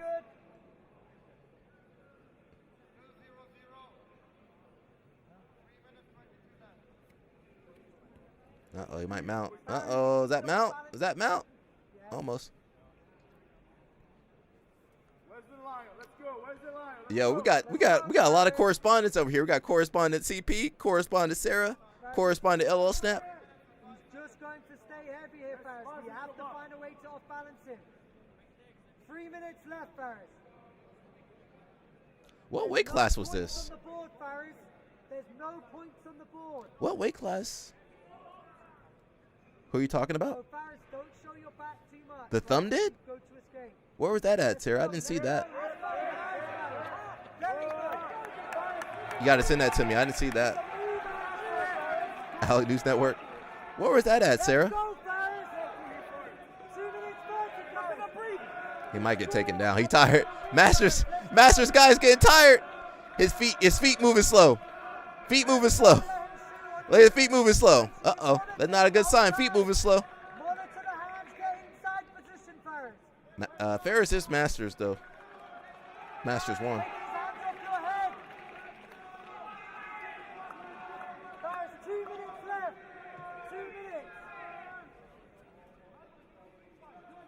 Oh, Sarah got that background program.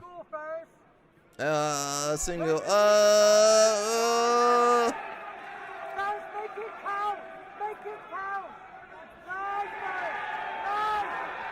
Hey! Yo! Penalty! Penalty for running away. Penalty! Penalty! That man just ran away. That man ran away. That should be a take. That should not be legal. That should not be legal. He just ran. He just turned away and ran. That's cheating.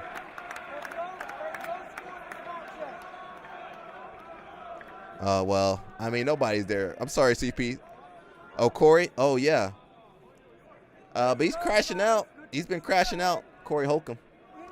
CP, I'm sorry to break it to you, but I wouldn't, nobody would pass USADA over there. That was a slap. Penalty? No. That's the second time he slapped him, though. Faris, we need to push here, right? Minute 15. Watch the shot because he's going to change levels. He's going to try to use speed, okay? He's getting tired because his stance is starting to drop, Faris. He's backing up. He's backing up. I will say the Europeans not going to be. They did have a drone there. Whose drone was that? Was that Flow Grappling's drone? They got a lot of drones. Get them little things away from me. I might hit it by accident.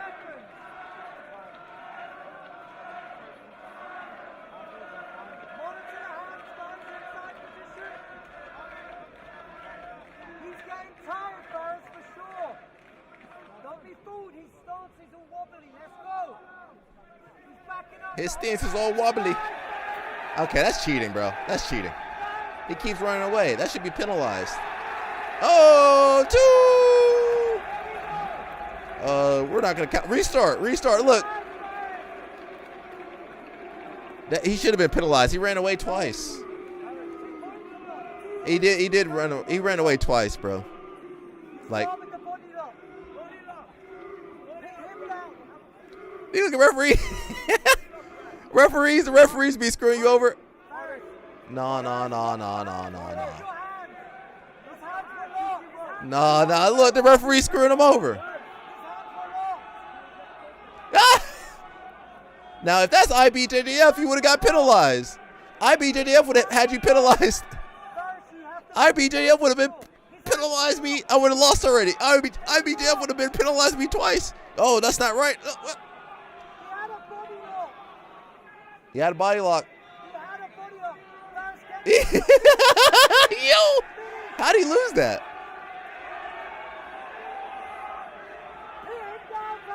Hey,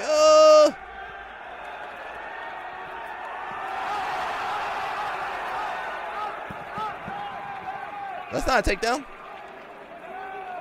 ADC, it's all the referees, really.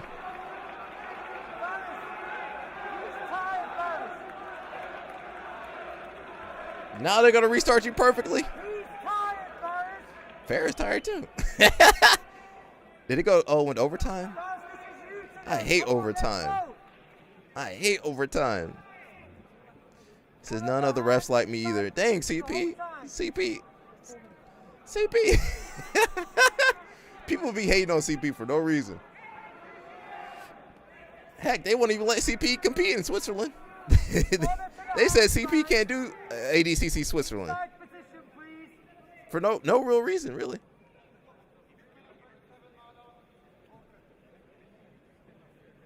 Paris, you have to find it, okay? Xenophobia. Oh. He's tired, Paris. I can tell you that. Oh. Nice, Paris. Very good.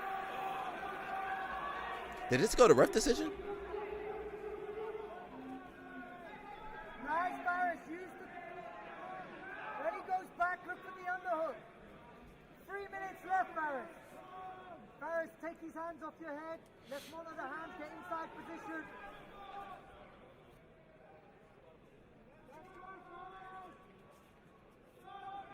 See, bro. CP from ANA. Signing off. CP. CP liking his role already. See you, bro.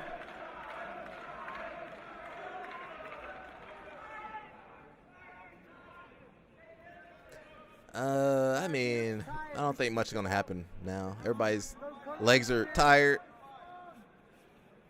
Feet moving slow. Feet moving slow. Inside position. Let's go, Faris. We're looking good. Let's go. There's 2 minutes, Faris. This is you, Faris. 2 minutes left. Faris, he's tired.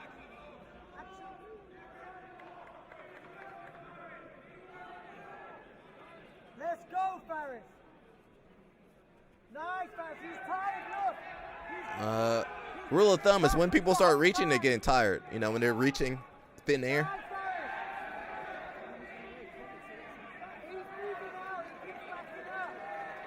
He is backing up. He should have been penalized, but I believe Marlon should have been penalized, but I mean, who cares anymore? Faris, get that connection. Come on, get closer to him. He's backing up the whole time. Faris, focus. See how they're reaching? They're getting tired. Feet moving slow. Focus, Faris. No real stance. Hands inside position.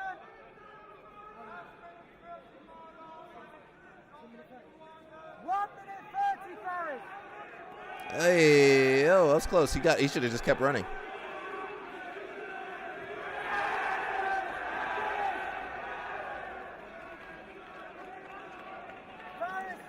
At least they got chairs at ADCC trials in Orlando. We didn't have no chairs. He had to sit on the floor.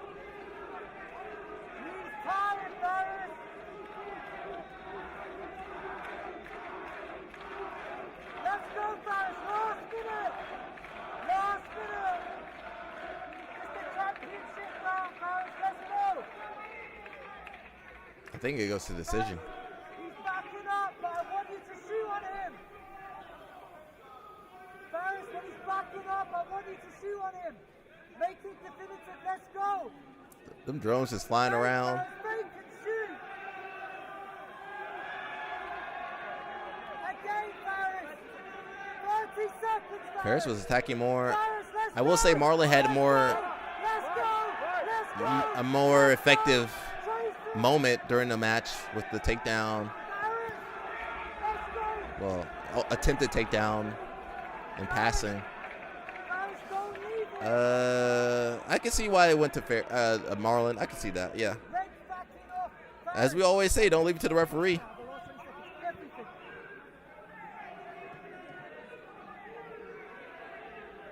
Last 20 seconds, Faris. You're winning now. We got a warning. He just now got a warning. How you get one warning with 20 seconds left?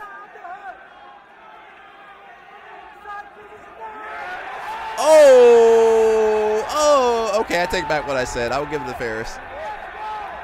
Unless he falls off.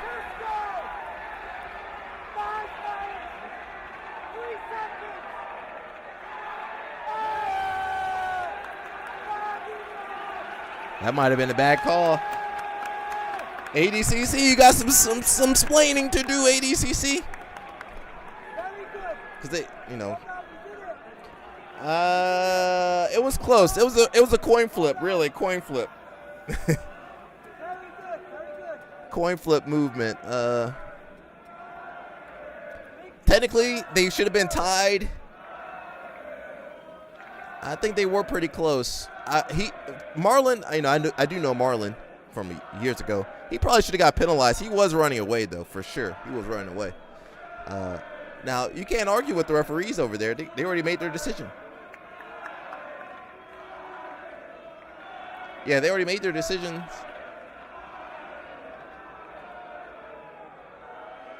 Oh, I don't know how they made that decision. I don't know how they made that decision. I probably would have given it to Ferris. I'm sorry, but who knows? Who knows, man? You go compete, anything can happen to you. You know, you can win, you can lose. Anything can happen nowadays. Anything can and will happen. Someone said BJJ is the most cringe sport. I might have to agree with that. That might be 100% true. Jiu-jitsu might be the most cringe sport in the world right now. There was a time when the face of jiu-jitsu felt dangerous and elite. Love him or hate him, but when Gordon Ryan was leading the sport, the conversation was about skill, dominance, and being undeniable. It felt like a real sport, like being the best actually mattered. Now we're rewarding personalities and gimmicks more than greatness, and that would be fine, but the gimmicks are so lazy. You got athletes on the biggest stage the sport has to offer. That's Sarah's favorite part. That's Sarah's favorite. That's Sarah's favorite right there. That's Sarah's favorite right there. That's Sarah's favorite right there. That was nice, man. Hey, listen, referee's gonna screw you over. So, as we used to say, don't leave it to the referees. And Marcelo Garcia said, you better submit the person so nobody can screw you over. Hunting for memes in the lowest IQ humor possible. The whole autistic but ironically dangerous character is played out. These guys completely killed the aura of jiu-jitsu. It used to feel like it was heading to legitimacy. We had characters, but it still felt like a sport. Now it feels like excellence gets overshadowed with clout chasing, low effort humor, and people trying to go viral. And that's exactly why organizations like RAF are starting to gain traction. They're putting the focus back on the competition, and they just seem cooler. Talent level in jiu-jitsu is amazing, probably the best it's ever been, but the culture is at an all-time low. It's honestly embarrassing. He might be. Did you hear that elbow snap? Let me play that one more time. That was actually pretty spot on. I feel exactly this way. No submission means it isn't clear.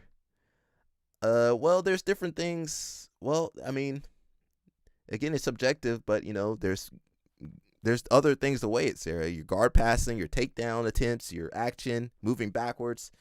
So you got to take into a lot of things into account. But you know, when that doesn't go your way, it's hard to complain. I do think wrestling's about dominating. I do think Ferris did more, and Marlon was running away. So, you know, if this was wrestling, he would have been penalized for that. Jiu-jitsu might be the most cringe sport. Play it one more time. Right now. There was a time when the face of jiu-jitsu felt dangerous and elite. Love him or hate him, but when Gordon Ryan was leading the sport, the conversation was about skill, dominance, and being undeniable. It felt like a real sport, like being the best actually mattered. Now we're rewarding personalities and gimmicks more than greatness, and that would be fine, but the gimmicks are so lazy. You got athletes on the biggest stage the sport has to offer, hunting for memes in the lowest IQ humor possible. The whole autistic but ironically dangerous character is played out. These guys completely killed the aura of jiu-jitsu. It used to feel like it was heading to legitimacy. We had characters, but it still felt like a sport. Now it feels like excellence gets overshadowed with clout chasing, low effort humor, and people trying to go viral. And that's exactly why organizations like RAF are starting to gain traction. They're putting the focus back on the competition, and they just seem cooler. Talent level in jiu-jitsu is amazing, probably the best it's ever been, but the culture is at an all-time low. It's honestly embarrassing. I agree. I agree. I agree wholeheartedly. Jiu-jitsu might be the most. They need to clone you. Nah, we good. We good. We good. We good with the L snap we got. We only need one. We good. We can't handle anymore. The world can't handle another LL snap. Someone says, 1, the sport is generally unwatchable and has a low-level income from a casual/non-practitioner standpoint, so that leaves a small pot for high-level guys to fight over. So how do these guys get more of the pot? By having more cringe/clout personalities to be a bigger draw. Secondly, the sport is full of people wrapped in the aura of the sport and how being in BJJ makes you special. It's not. You are not. You are a coach/athlete in a niche combat sport, and that doesn't make you special or interesting. You roll around on the ground with people, not cure cancer. Sport and practitioners need to get over themselves. That's true. Refs have been making terrible calls. I mean, they're human. I hate to say it. That job's tough. I'm a terrible referee. I be getting distracted. I be looking at, whoa, what happened over there? The drone. The drone. Oh, no, what was that? The drone. I would be distracted with that little drone. L Snap says, if you call me, you have 100% authentic feelings. LOL, no gimmick. Well, that you see where that got me? It's got me in the basement live stream. Look where that's got me.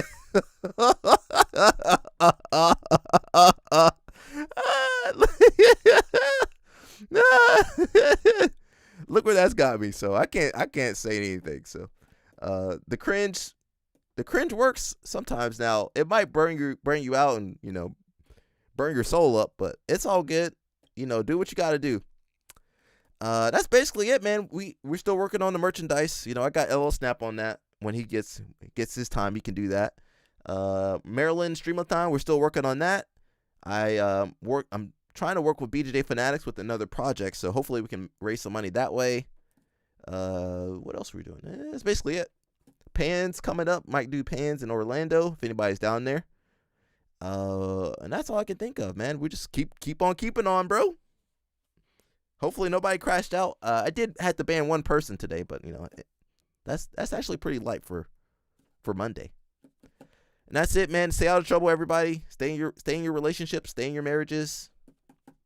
Watch out for these jiu-jitsu coaches. Keep your eyes peeled for these jiu-jitsu coaches, even if they're Brazilian or American. I drive down there. They ain't catching me on no flight down there. I ain't getting caught on no flight to Orlando. No, I drive down there. Now that drive does suck.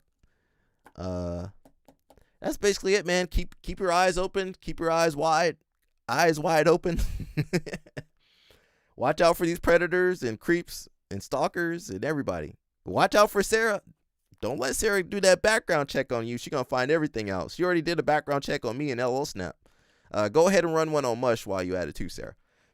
All right, that's it. I'm out of here. See you guys tomorrow.